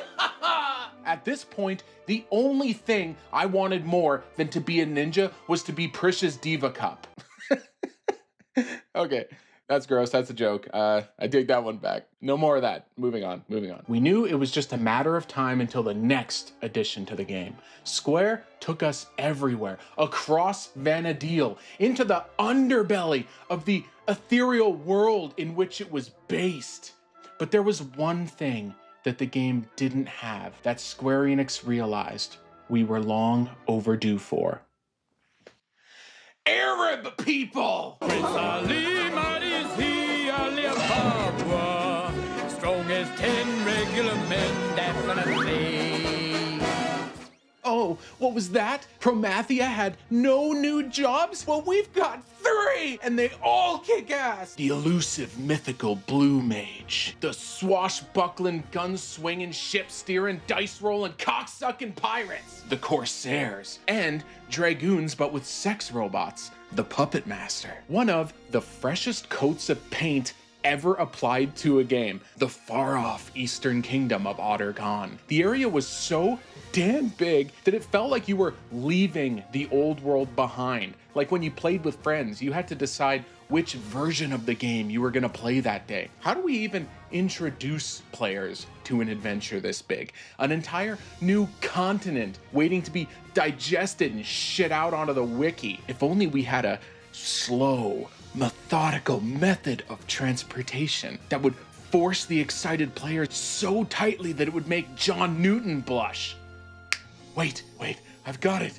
Boats! Everybody gathered up on launch day and rode these sons of bitches to greater pastures. The devs knew exactly what we wanted from an expansion. That is militarism, isolationism, and xenophobia. Yeah, take notes, Nintendo. This is the real Triforce. The gist of the story being that their kingdom can no longer repel the Beastmen on their own, and they need to allow uncontrolled migration in to join. You join the mercenary group of Naja Salahim, a no-nonsense, legit psycho who pulls a knife on anybody who doesn't slaughter a forest hare in the direction of Castle Ostraja. Taking what they learned from Promathia, the story here is grounded and solid. Hey, music writers! We need another main city town! We need another main town theme, please! Thank you!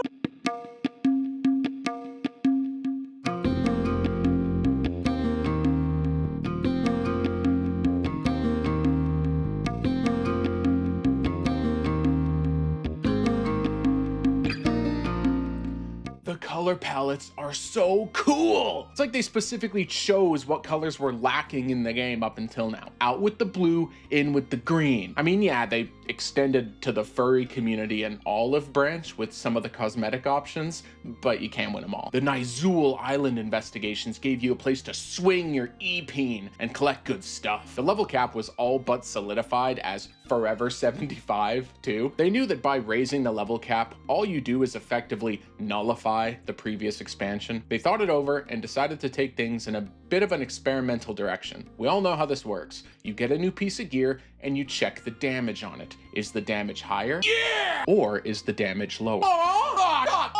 But this isn't how Square wanted to do things. Rather than endlessly nullifying gear, they would create pieces and sets that are more situational. I'll show you an example. Let's say you're playing Corsair. You have this ability, Phantom Roll. It's your main buff. You use it, you pick a buff, and you roll the dice. Don't worry about how the dice rolling actually works. It's not important for right now. It's just a buff. Let's say you have a piece of gear like this. +5 to Phantom Roll. Numbers in this game don't go super high, so a +5 on an item is really solid. And hey, look, you have another piece of equipment that also gives you a bonus to Phantom Roll. But before you get excited, aren't you upset that you can't use these pieces of gear? I mean, look at this other ring I have. Look at all the shit it gives you. You are never gonna find a piece of gear that replaces your best item stat-wise, but also has these skill bonuses you want. So is all this extra shit just useless?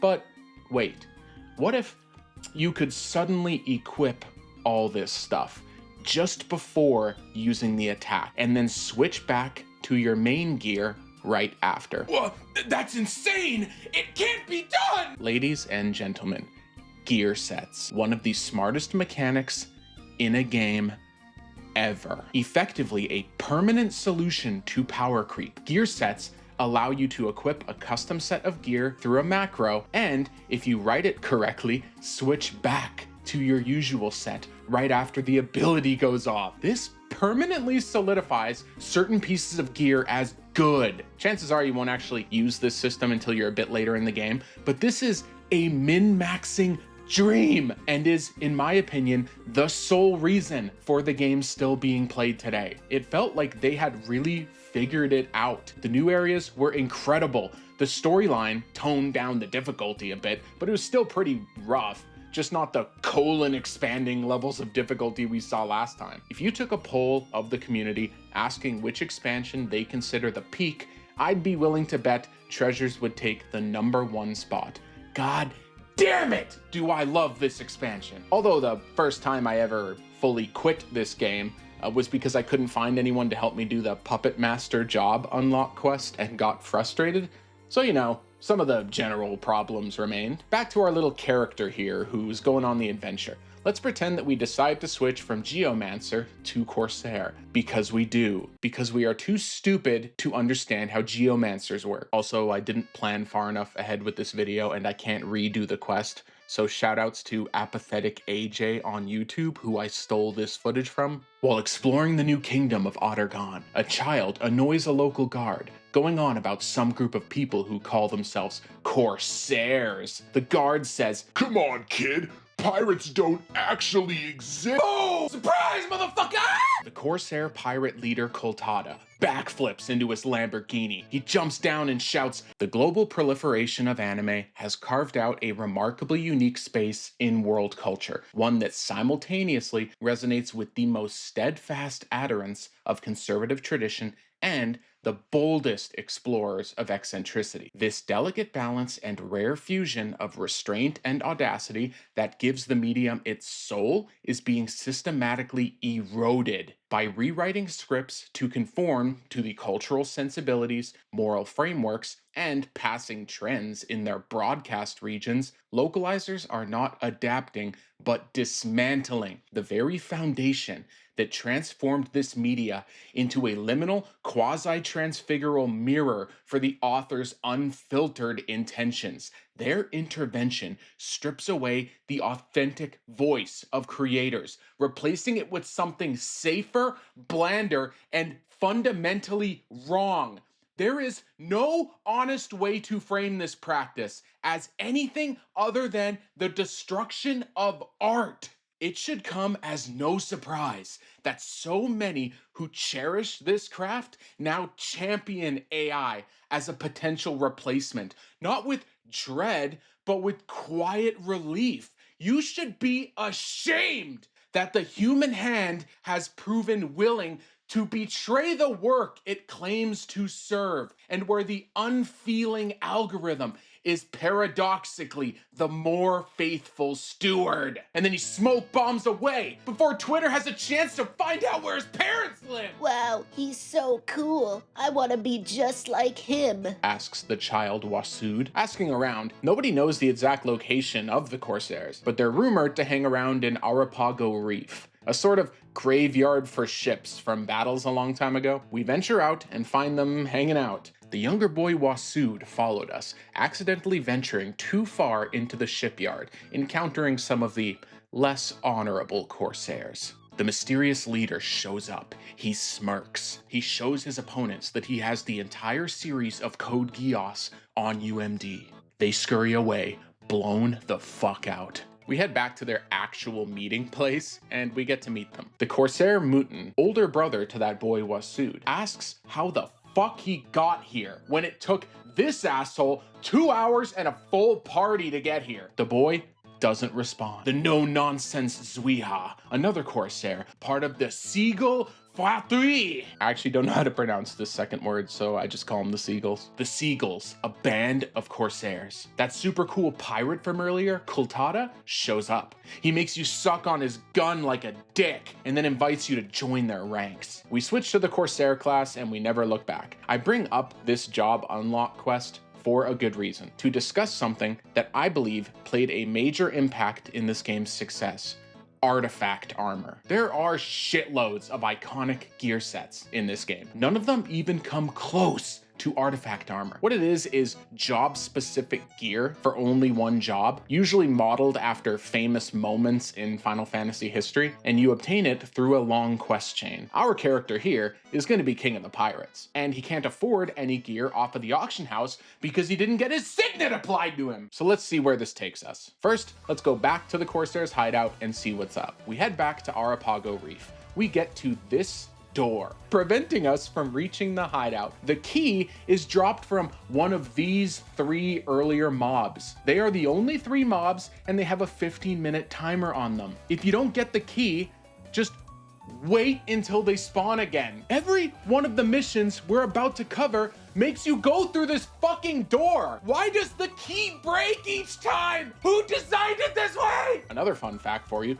almost every locked door in this game can be bypassed if you get somebody with the key to unlock it for you. I've actually never heard of another game doing this, and it's kind of amazing when it works out. Zuiha tells us that she doesn't know what the leader Koltada sees in us. First, he convinced us to become a Corsair, and now he's convinced us to join his crew, asking us if we'll take the Pirate's Pledge. But because we miss an item called a wheel lock trigger, puts a bit of a bump in our road. Venturing deep into the maze of Shakrami, an old hideout spot for the Corsairs, we find the door to their old hideout, and we get spooked by a boss and look like a complete retard for a second as we try to target it.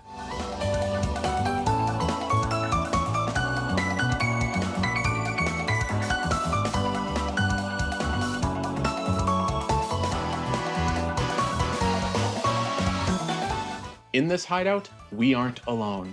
The mysterious Imutira was watching us from afar. She knows that we're looking for a wheel lock trigger, and in essence means she knows what we're up to. She asks how the old crew is doing. You know, Captain Koltada and the others. What a coincidence. She has a spare wheel lock trigger to give us, hands it over, and sends us on our way. Her and her accomplice Yazkul know that they can follow us and find out where the clan is currently hiding. We return to the hideout, spending 20 more minutes getting through this door, and we pass on Imutira's message to Koltada. He hasn't heard that name in a while and knows something is amiss. He needs to go investigate and tells you that he'll leave something for you at the Aht Urhgan tea house. Ratib, the father of the kid Wasud, passes along the item to us. Well, the item that Koltada left for us, it's passed along from the child because no adult can be trusted right now. He passes along to us the object that Koltada wanted us to have. A fucking gun. Holy shit! You gave this kid a fucking gun? It's not just a gun with a great name, but our first piece of artifact armor. Heading back to the hideout, Zuiha tells us about the Hydro Gauge, a seafloor mapping instrument. Their hopes of having a functioning pirate vessel is impossible without it. They're no longer produced due to government control, and says that if we can find one, their accomplice in Nashmau can probably get it up and running. We can't buy these anymore. Our only hopes of getting one is off of one of the old ships. So our best bet for it is to literally fish it out of the water. Fuck. Fuck. Fuck. Fuck. Oh, what, the server's going offline? Okay, we got it. Sick. Easy. We bring it to their accomplice. He fixes it up for us, telling us the last step is to power it up using an old structure called a lay point. We place the Hydro Gauge on the lay point and wait 5 real minutes, because of course we do. As we go to grab the now powered Hydro Gauge, Imutira already swiped it and talks mad shit. Just as her and her boys are about to attack us, Koltada shows up. He followed us knowing something like this would happen. Oh shit, they reminisce about old times. He said, I thought I told you not to show your face around. And she said, My new boyfriend's cock is bigger than yours and he doesn't cry when he finished it. Imutira insists that her and Koltada go on a date with clearly malicious intentions. To protect us, Koltada agrees to go with her, not taking no for an answer. Meeting back with the others, Zuiha hears rumors that Koltada is to be executed by the state after being turned over by Imutira. Imutira was once a member of our clan, but she turned over a new leaf to working with the Empire. Imutira was actually assumed dead after falling off board the ship, much like her brother Jakib did. after a particularly intense fight. As night rolled in, Jakib, her brother and the clan's lookout, was gone from the mast after the fight had ended. Because they needed to flee by any means necessary, they couldn't stay in the nighttime waters to look for Imatura's brother. They left him to die in the dead of night in the cold water. The clan still doesn't talk about this event. Imatura stayed with the clan for a bit after that, but the pressure built up in her, eventually making an attempt on Kultada's life as the anger for her brother's death boiled over. Rather than just killing her in return, Kultada makes her walk the plank to a certain grave, but is sure to position their ship close enough to land where she would be able to swim back. She insists that the luck of the Corsair is just a myth. She survived those cold waters through her own strength. They need our help to rescue Kultada, but we can't go if we don't look the part. Zwina gives us the Corsair's kulaks, the first piece of our pirate gear. We learn that Imutira plans to throw Kultada overboard, as he did to her. Chatting around the city, Zwiha helps us by telling us which of the city's guards are empathetic to the Corsair cause. Grabbing a few shekels, we pay some of them off to look the other way, and we take the long way around, sneaking to where Imatura plans on killing Kultada. We find him. Kultada held in the abandoned shipyard. Imatura asks him if he has any last words. I would laugh on the steps to the guillotine. That is the way of the Corsair. Yeah. Go ahead, Kultada says, backing up to the ledge, and then boom! Zwiha shoots his handcuffs off, and then he smoke bombs out of there. Yeah! It's our crew versus theirs. Kultada says, no need to fight over me, ladies. yeah! Yazkul, who Imatura sold us out for in the Empire, it was a double cross. He's here to arrest her too, right now. But before he can even do that, she falls off the edge of the boat. But Kultada never forgets a bitch!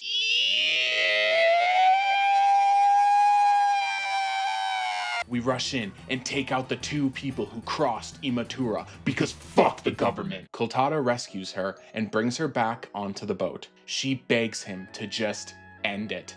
Our clan turned our backs on her. The government turned their backs on her. She has no allies, and she can't stand the idea that her brother could see her like this. Kultada says, we are Corsairs. We believe in our companions and will continue to navigate the seas until they dry. But wait, this ship we're on, it looks familiar because it's the same ship from that day, the incident with her brother. An ethereal figure takes form. Imutira planned to hold on to this grudge against Kultada and the others until her death, but the sounds of the ocean ring true in her heart. She is a Corsair and will be here until the end, just like her brother would have wanted. We take the pledge and are given the Corsair's hat. And once we flex our interrogation skills a bit, we unlock the juiciest bit of all, the chest piece. Now we are a fucking pirate. Stories never told, let them ring out loud till they unfold. In my dear. So, why did I drag you through all that shit? It is because every one of the game's 22 goddamn jobs has an artifact equipment questline. All that shit we just did, it's just meant to provide decent starting gear to your character. This is a footnote in the game's story. Final Fantasy XI doesn't fuck around. This red mage artifact armor is iconic. And no matter what set you get, it's still important even when you play today. But there's a section for that later. So moving on. We worked through the story of the new expansion. We did all the content, and as if we weren't completely hooked for life, everybody patiently forgot their friends and family, as we knew another expansion would eventually be coming. We went to another world. We went to the Eastern Kingdoms. The only thing left to do was obvious. You know, what every writer of a fantasy story insists upon when they're out of ideas? Time travel!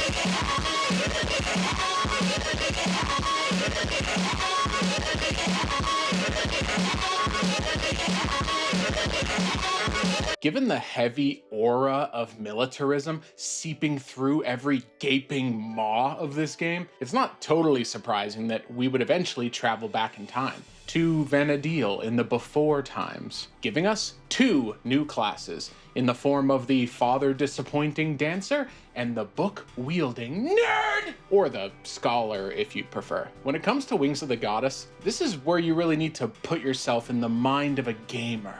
You need to think like a gamer. You need to fuck like a gamer. You know all those endlessly sprawling areas? They weren't just to waste your time. It also built an exceeding amount of familiarity between the players and the world. We spent so much time in these areas having nearly encyclopedic knowledge of them. Knowing all this made the expansion hit harder. Seeing all the main cities as they used to be is a real trip.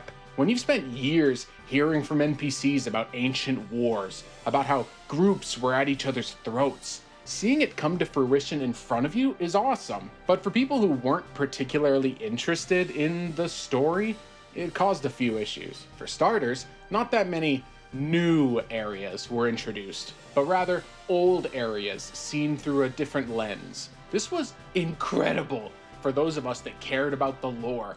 But if you didn't, I don't know, is seeing Gustaberg as it was then really that interesting? Yes, obviously! Oh, obviously!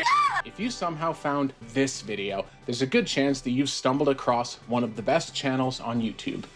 Vicenarian. Sorry if I pronounced it wrong. He's got full reviews of most of the game's content, most important of which, for our use, is a tier list of expansions. The most important note being Wings of the Goddess's placement at the #1 spot. And you know what? I might agree with him. You know what sucks? That I can't name all the cool things that happen in the story here. I don't want to spoil anything for newbies. And considering the mental prerequisites to enjoying this story, I don't even know if you'd understand it. But this is it, the peak of the game's story. If you are somebody who drools over military and personal conflicts on the battlefield, somebody who likes to see it all come together, holy shit! You are genuinely in for one of the best stories ever told. And yes, I read. You know what else? Not just the best story, but the best girl, Lilizet, or as I call her, Linux, because I'm gonna backdoor this girl so hard, the government gets involved! My shit dumb. I'm just thinking with my dick. My shit dumb. I'm just thinking with my line on my mind. VIP going mad. Bands make a dance with a bag full of Zans. Got my Vans in advance, acting bad on them tabs. Pants cost $1,000, put that ass in my hands. Duffel bag full of cash. She a model. I'm a killer, seen them now. She stopped, popped, and squat by the zipper. It doesn't only focus on years past. It also introduces this new sort of void zone, one that we get escorted through by Kate Sith. Woo! The aesthetics here are amazing. The void world is this purple nightmare zone where nothing is safe. The overworld has this kind of dull, muted palette, like the hope is nearly drained out of the world. Isn't it so cool? How the Galka uprising in Bastok builds up, and then this guy tries to cool down the tensions, but then they meet on the mountain? Oh, I can't tell you anything, it's killing me! And one of the missions is called Steamed Rams. You aren't joining as one soldier of 100 million. This isn't Chinese history class. Chao Ling takes power. 247 million perish. It's a controlled, limited story that's actually good. It's actually good. The sound guys even got a bit of a break, but it somehow ended up being pretty lore appropriate. There's not that many amazing one-hit wonders here that you'll add to your playlist, but they weave together. The more limited soundtrack really drove home this theme of despair and rebirth. This expansion was made with more love and attention to detail than any product I can think of. You really gotta stay on your toes with this expansion. Your opinion on any of these characters could change pretty goddamn fast. You know when there's somebody who you don't really like all that much, and then they come out of nowhere and say something fucking based. It's a love triangle where heiress or heiress, depending on what version of the game you have. Or the other way around, when somebody who you absolutely love says something retarded. It affords me an opportunity to say I do not like Banjo-Kazooie or Banjo-Tooie on Nintendo 64. If you are a lore slut, then prepare your gas hole. You're in for a ride. Square was on fire. Even though this expansion wasn't necessarily everyone's cup of tea, generally speaking, it's well regarded, even without the huge swaths of endgame content. But speaking of which, that seems to be a problem that Square just can't shake. The endgame content. Maybe it's time to give the players a break from reading. We know that our storytelling team controls more fire than Meat Canyon, and our best girl design team needs to go out for a smoke. So how about we focus on these guys, the endgame players, who are more interested in pushing their characters' boundaries and seeing number go up. This time, we aren't even gonna do an expansion, they said.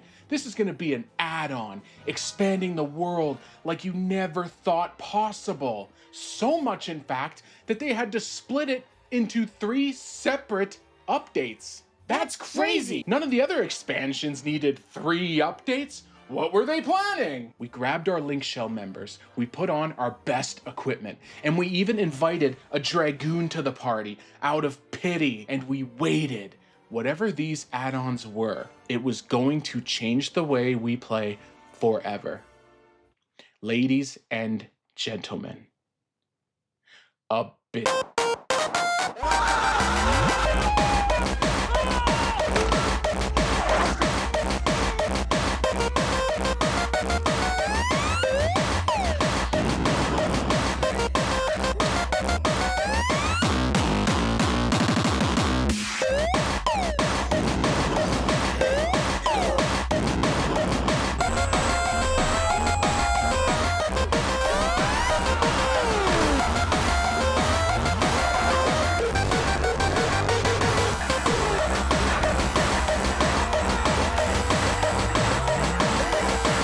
Where the fuck do I even start? We knew it wasn't gonna last forever, but we didn't think it was gonna end like this. When you hear people referring to classic Final Fantasy XI and modern, this is the split they're talking about. Endgame players constantly complained about not having enough new pieces of equipment to hunt for, ones that were directly better than their older ones, not enough repetitive busy work, and not enough grinds for the players to sink their teeth into. Are you happy now, you fucking snakes? Visions, Scars, and Heroes of Abyssea. Remember how Wings of the Goddess got a bit of flack for reusing zones instead of new ones? Well, so does Abyssea. No new areas, just haunted versions of old ones. Remember how Treasures of Aht Urhgan solidified the game's cap at 75, focusing forever on horizontal progression? Nope.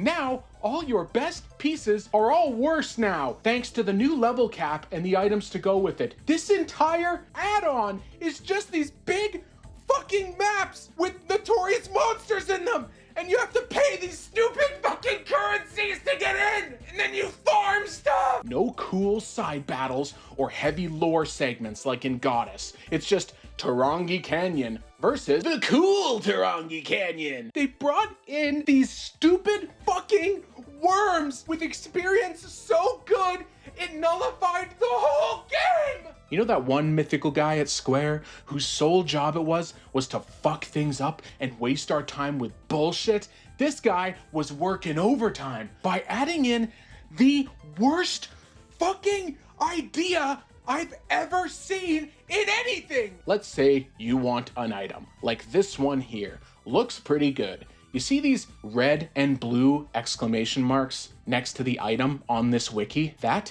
is an elemental proc. You need to hit the monster with a certain type of attack in order to have a chance at the drop. Square, you ruined my life! The people who made this were out of their minds. Okay, look, since we're in the cool Tarongi Canyon already, let's try one. The main storyline of Abyssea to start means you need to kill 9 main notorious monsters to progress the story. Let's look at the one for Tarongi Canyon. The quest is called Mega Drill Menace. To continue past this mission, we need to kill Glavoid, a giant worm that's been terrorizing the Abyssea Tarongi area, which I don't even give a fuck about. You realize that, right? We are the intruders here. We already have a safe, livable Tarongi Canyon. What the fuck are we doing here? Why are we jumping into gaping maws to fuck around in Abyssea? There's lots of monsters in there, kid. Why don't you help us take them down? Why? Why are we here at all? Stay the fuck away from these haunted areas. Okay, lore-wise, I'm sure there's a valid reason why we actually need to be here in Abyssea. So let me know in the comments. Back to this guy, Glavoid. Spawning him means we need to interact with a certain spot on the map and trade these 4 items to it. A luxurious manticore mane, fat-lined cockatrice skin, sticky gatwing, and sodden sandworm husk. 4 items, huh? Okay, well, who drops this first one? The luxurious manticore mane. It's dropped by this guy, Muscalit. Where do we fight him? We trade these 2 items to another spot. A resilient mane and smooth whiskers. Okay, where do I get smooth whiskers? From Tephanet. And how do we fight him? We trade shocking whiskers to another spot. Where do I get that? From Jagarundi. Go find the Jagarundi, kill them, get the whisker, trade it here to spawn Tephanet, kill him to get the shocking whisper, run across the map and kill Hyraco Sphinxes to get the resilient mane. Trade the smooth whisker and the resilient mane to spawn Muscalet. We need the luxurious manticore mane. Uh-oh, red proc required. I'm a Corsair, meaning I have literally none of the things listed here. Fuck being a sword user. Equip your dagger to unlock the Cyclone ability you need for the red proc. Fight him, spam Cyclone the whole time, he dies, and guess what? You didn't fucking proc him! Did I forget to mention that in this list of abilities here, the game just picks one at random to proc the monster? This footage you're seeing here is an hour. It's all gone because he didn't proc, and I lost the items I need to spawn again, and it was only one of the 4 fucking items I need, and there's 9 of these fucking things. I hate this fucking add-on! Okay, let's calm down and try viewing it with a bit more objectivity. A bunch of story missions they added were actually kind of fun, and the time limits to being in the Abyssea areas were actually really smart, because if there was another party farming a monster you wanted, you could just wait for them to be booted out. You could argue that the desire for story content was met by the 3 additional game add-ons released before this, but that's not super fair in my opinion. That's like saying Wings of the Goddess had a ton of Arabs in it because you could travel to the Aht Urhgan White Gate. The Mughal Coup d'etat is my personal favorite of the add-ons. This Mughal who's been keeping you company in your house since launch day, his alcoholic brother-in-law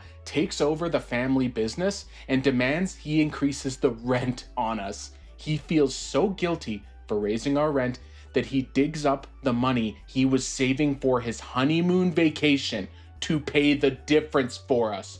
What a bro moment! I tried my best, screw the positivity. I don't know what the hell Square was thinking. This add-on sucks, and it did damage that some would argue permanently killed the game. All right, weird later interjection. Recording this after editing a bunch, I've been playing more and I'm actually having some fun with all this bullshit now, but this is a telling of the story at that time, so make of all this what you will. Square knew they messed up. The additional add-ons are all great, but some people had soured. The entire game fundamentally changed in ways that were too much for some to swallow. Square thought about it and realized the only way to win back fans was to return to what made these games great in the first place. Colonialism.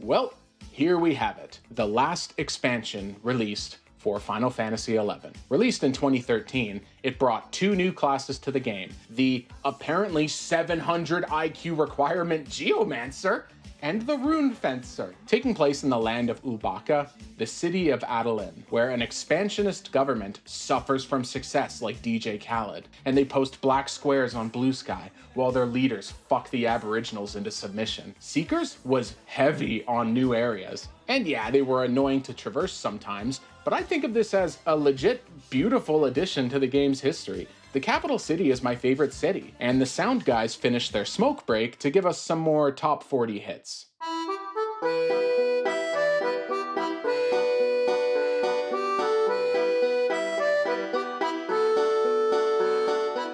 They even added these guys, these teleporters all through the expansion that allow you to spend some colonialism points to teleport around. After so many years, people were just kind of sick of needing to run everywhere, and Square dabbled in teleportation before, like the portals and treasures. They finally bent the knee and met us in the middle. Unlike usual, this storyline seemed to weave serious and humorous topics together. Not only are there actually quite a few good jokes, but they land. Like here, this guy got turned into a plant with a curse. One of the priests recommends using the in-game curse removal spell to remove the character's curse. I always wondered why nobody recommended that. Why do I love this expansion, you ask? Because for the first time, we get 2 best girl! Arciella, the princess, and Ingrid, the merciless. We get a Dami mommy in our colonialist JRPG! Have I died and gone to heaven?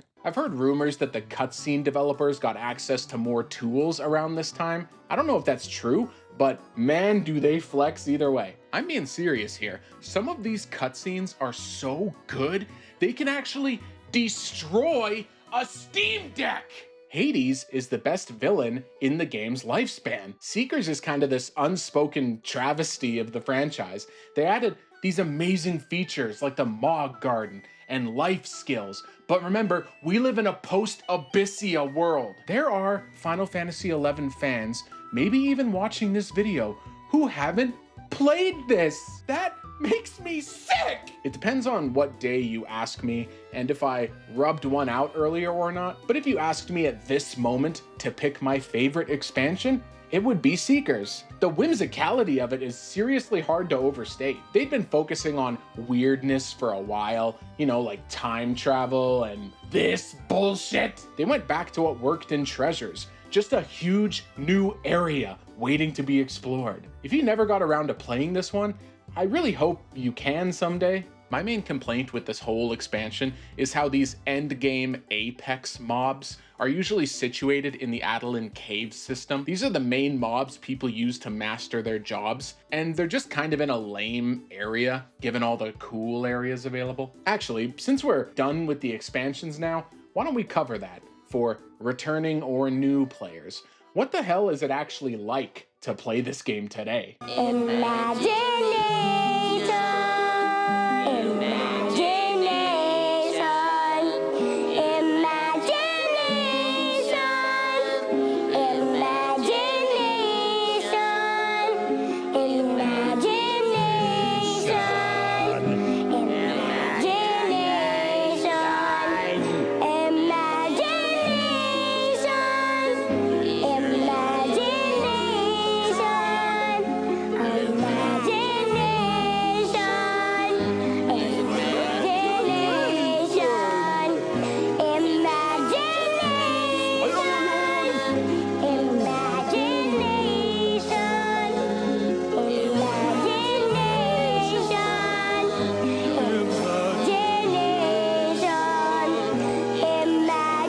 I said it way later in the video, but everything I've said so far was referring to the game as it was then. The wheels that Abyssea started rolling kept going. Now, does that mean that the game currently sits in an unusable state? Is it just a husk of what it once was? An oddity for people to check out before the servers get shut down? Well, no, actually. The game is awesome right now. There is no doubt something satisfying about mastering a game's mechanics. there is something equally satisfying about the exact pieces of knowledge you need being forever just beyond your grasp. People love Dark Souls, spoiler. They love it because it's one of the few single player games that lets you actually flex on other people with your knowledge. I've mastered games, quotations, myself. I think it's fair to say that nothing in Phantasy Star Online is totally beyond my pay grade. Or even on a smaller scale, Celeste can't really surprise me anymore. But here we have a case where nothing will ever be enough. I'm sure there's a Japanese man who knows everything. But as a wise man once said, To know everything, you must give up everything. sometimes when I'm on a bit of a kick, I'll look up videos on this game from other people, and I will come across some bullshit that I've never heard of. What does this even mean? Quick Moblins marbles farming? What is that? What is this thing? All right, wait for it. Look at this shit. What? What are you even doing? Yeah, I just looked at some of this guy's other videos. Look, guess what this is? Look, 11-2 Voracious Resurgence, no trusts. Holy fuck. This guy is a beast. Isn't that cool? I've been playing this game my entire life. I don't even know what these words mean. You call it bloat, I call you a faggot. Okay, okay, that's rude. I'm sorry. I take it back. Mwah. These NPCs who have been fighting with me the whole video, these are trusts, computer-controlled NPCs to help you fill out your party. The 1 to 99 level experience is just a footnote where you teleport anywhere that looks fun. At least with trusts, you never have to worry about one of them abandoning the party for dinner, which I recently learned was like a pretty common problem. And where waiting to regen mana isn't even an issue anymore. The story missions before were this test of sanity where you struggled for months to find a party. But now, it's a pretty relaxing affair where you can actually take in the story without sweating buckets between cutscenes. Considering the FF11 story is the best in the franchise, I don't think that's debatable. This is absolutely worth your time doing. A lot of the old MMO bullshit is still present, and if you start playing for the first time, it all might strike you as meaningless, but keep in mind, the community would lose their shit if you ever took this from us. A huge chunk of JRPGs out there boil down to your main guy being followed by sub-guys. That's basically what this is, right? The line of characters from Final Fantasy VIII or Dragon Quest VII, just taken to its logical conclusion. Imagine playing Final Fantasy X, but there are hundreds of major characters who can join your party, thousands of hours worth of story content, and enough endgame weapons to legitimately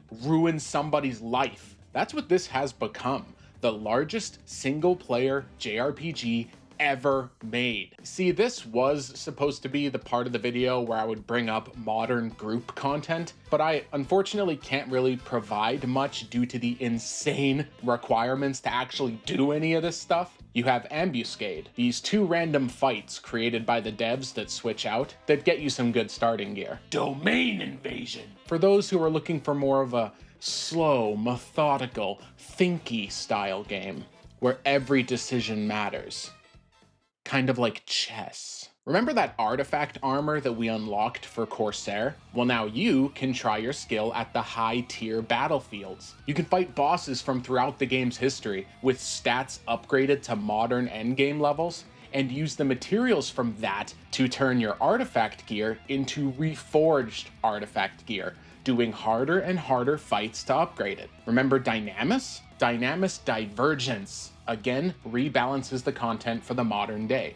The same relic gear you got back in the day you can upgrade it again into its reforged form. Remember the Empyrean armor that you unlocked in Abyssea that I didn't talk about? This endgame content from Seekers called the Vagary can provide you with the materials you need to upgrade that gear. And when you somehow have all that shit and you've upgraded all of it, then do it again and upgrade them again! And if your life is somehow not ruined yet, then you can grind out the ultimate weapon. A grind so serious that the vast majority of players have never even gone for it. And if you somehow still aren't satisfied, the devs said fuck you and created the Master Trials. Content that's so difficult, you don't even get anything! Okay, well you do get items, skins, weapon skins and such. That counts for sure. But they didn't want to lock any important stuff behind them. You know, keep it reasonable. These require such an unfathomable amount of game knowledge, I can't even talk about them. All these jobs with all these items, all these gear sets, you spend a month to grind out a full set of augmented gear just to buff one of your abilities! It's no wonder that this game is still going strong. The entire spirit of this game lives on, being kept alive by the burning light of its players' passion. Any long-term player will immediately recognize this joke here. Do you remember what people used to type in the chat? Yes, of course you do. Did you pick a few favorite characters from the storyline? There's a good chance you can recruit them as trusts. You can have a whole party of just best girl! And there's more than enough activities to keep you busy. How long will it keep you busy? Well, here is my playtime for this character. I am not even close to being done all the storylines. Yes, the game has lost its mythical status. This nearly impossible to play nostalgic time capsule. But what I realized not too long ago is that for once, I didn't grow out of this game. It grew with me. You can play old school FF11 right now. Look up the Horizon 11 server. It's great. I even have a character. But once I hit level 20 on that server, I realized something. I do not have time for this. Times change and I changed. It's so much fun to look back on it now as a memory. But I have people who depend on me now. I just can't do it. What I can do and have been doing is playing the modern version of this game. You can hop online for either a whole afternoon or just an hour. You can play it in bite-sized chunks, enjoying the world and the story and the plot twists and everything, while looking forward to a fuck ton of content that I haven't even tried yet. For the longest time, I have been looking for a game to take the place of Final Fantasy XI. Chances are you have too. Maybe it wasn't this game specifically. It was a different one. You've been looking for your next World of Warcraft, your next Maple story, your new world. Why can't we move on from these games after all these years? Did our dopamine receptors just get fried? Why can nobody make another Final Fantasy XI? And no, this one does not count! I've realized now that I was looking at it all wrong. I don't need to find another game. Final Fantasy XI is my game. When you find a woman and you make her your wife, you don't go looking for the next woman. Instead, you enjoy your time together. You acknowledge and appreciate that you got what some people spend their lives looking for. You found your game. I'm not going to look for the next big MMO anymore. I'm done. Instead, when I want to play one, I'm gonna hop back on here. I'm gonna see what's up, and I'm gonna spend the next year inching through the story and taking my time, effectively using it as a bedtime story to myself. Final Fantasy XI is my game. I will be here until the servers close, and I'll be glazing it until my fucking throat stops working. I promised at the start of this video that I would show you the best video game song ever written. You might have noticed my obsession with the Vana'Diel March. Was this entire video just a trick? Has this been the greatest song this whole time? You know, the one that starts your adventure every day for 20 years? Well, not quite. One of the most recent content updates for this game is titled Rhapsodies of Vana'Diel. It's a storyline that combines all your favorite characters from all the game's expansions and timelines, teaming up to take down a boss with a lot of hit points. I think too many hit points, but the rewards for finishing this storyline are so numerous that it's recommended you finish it first as a new player. But among all the rewards offered here, there is one, something else for those of us who had been here since the beginning. Something that I don't have any examples of another game doing. It's you and the others. These characters. Some of these characters I first met when I was in elementary school. From all timelines and backgrounds, they come together to seal the world from evil. Everything is brought to a satisfactory close, a story wrapping up the loose ends of what is effectively a 22-year story. We are rewarded with this, the Final Fantasy XI ending credits. And what better way to say goodbye than by going back to where it all started. Thank you for watching. Mata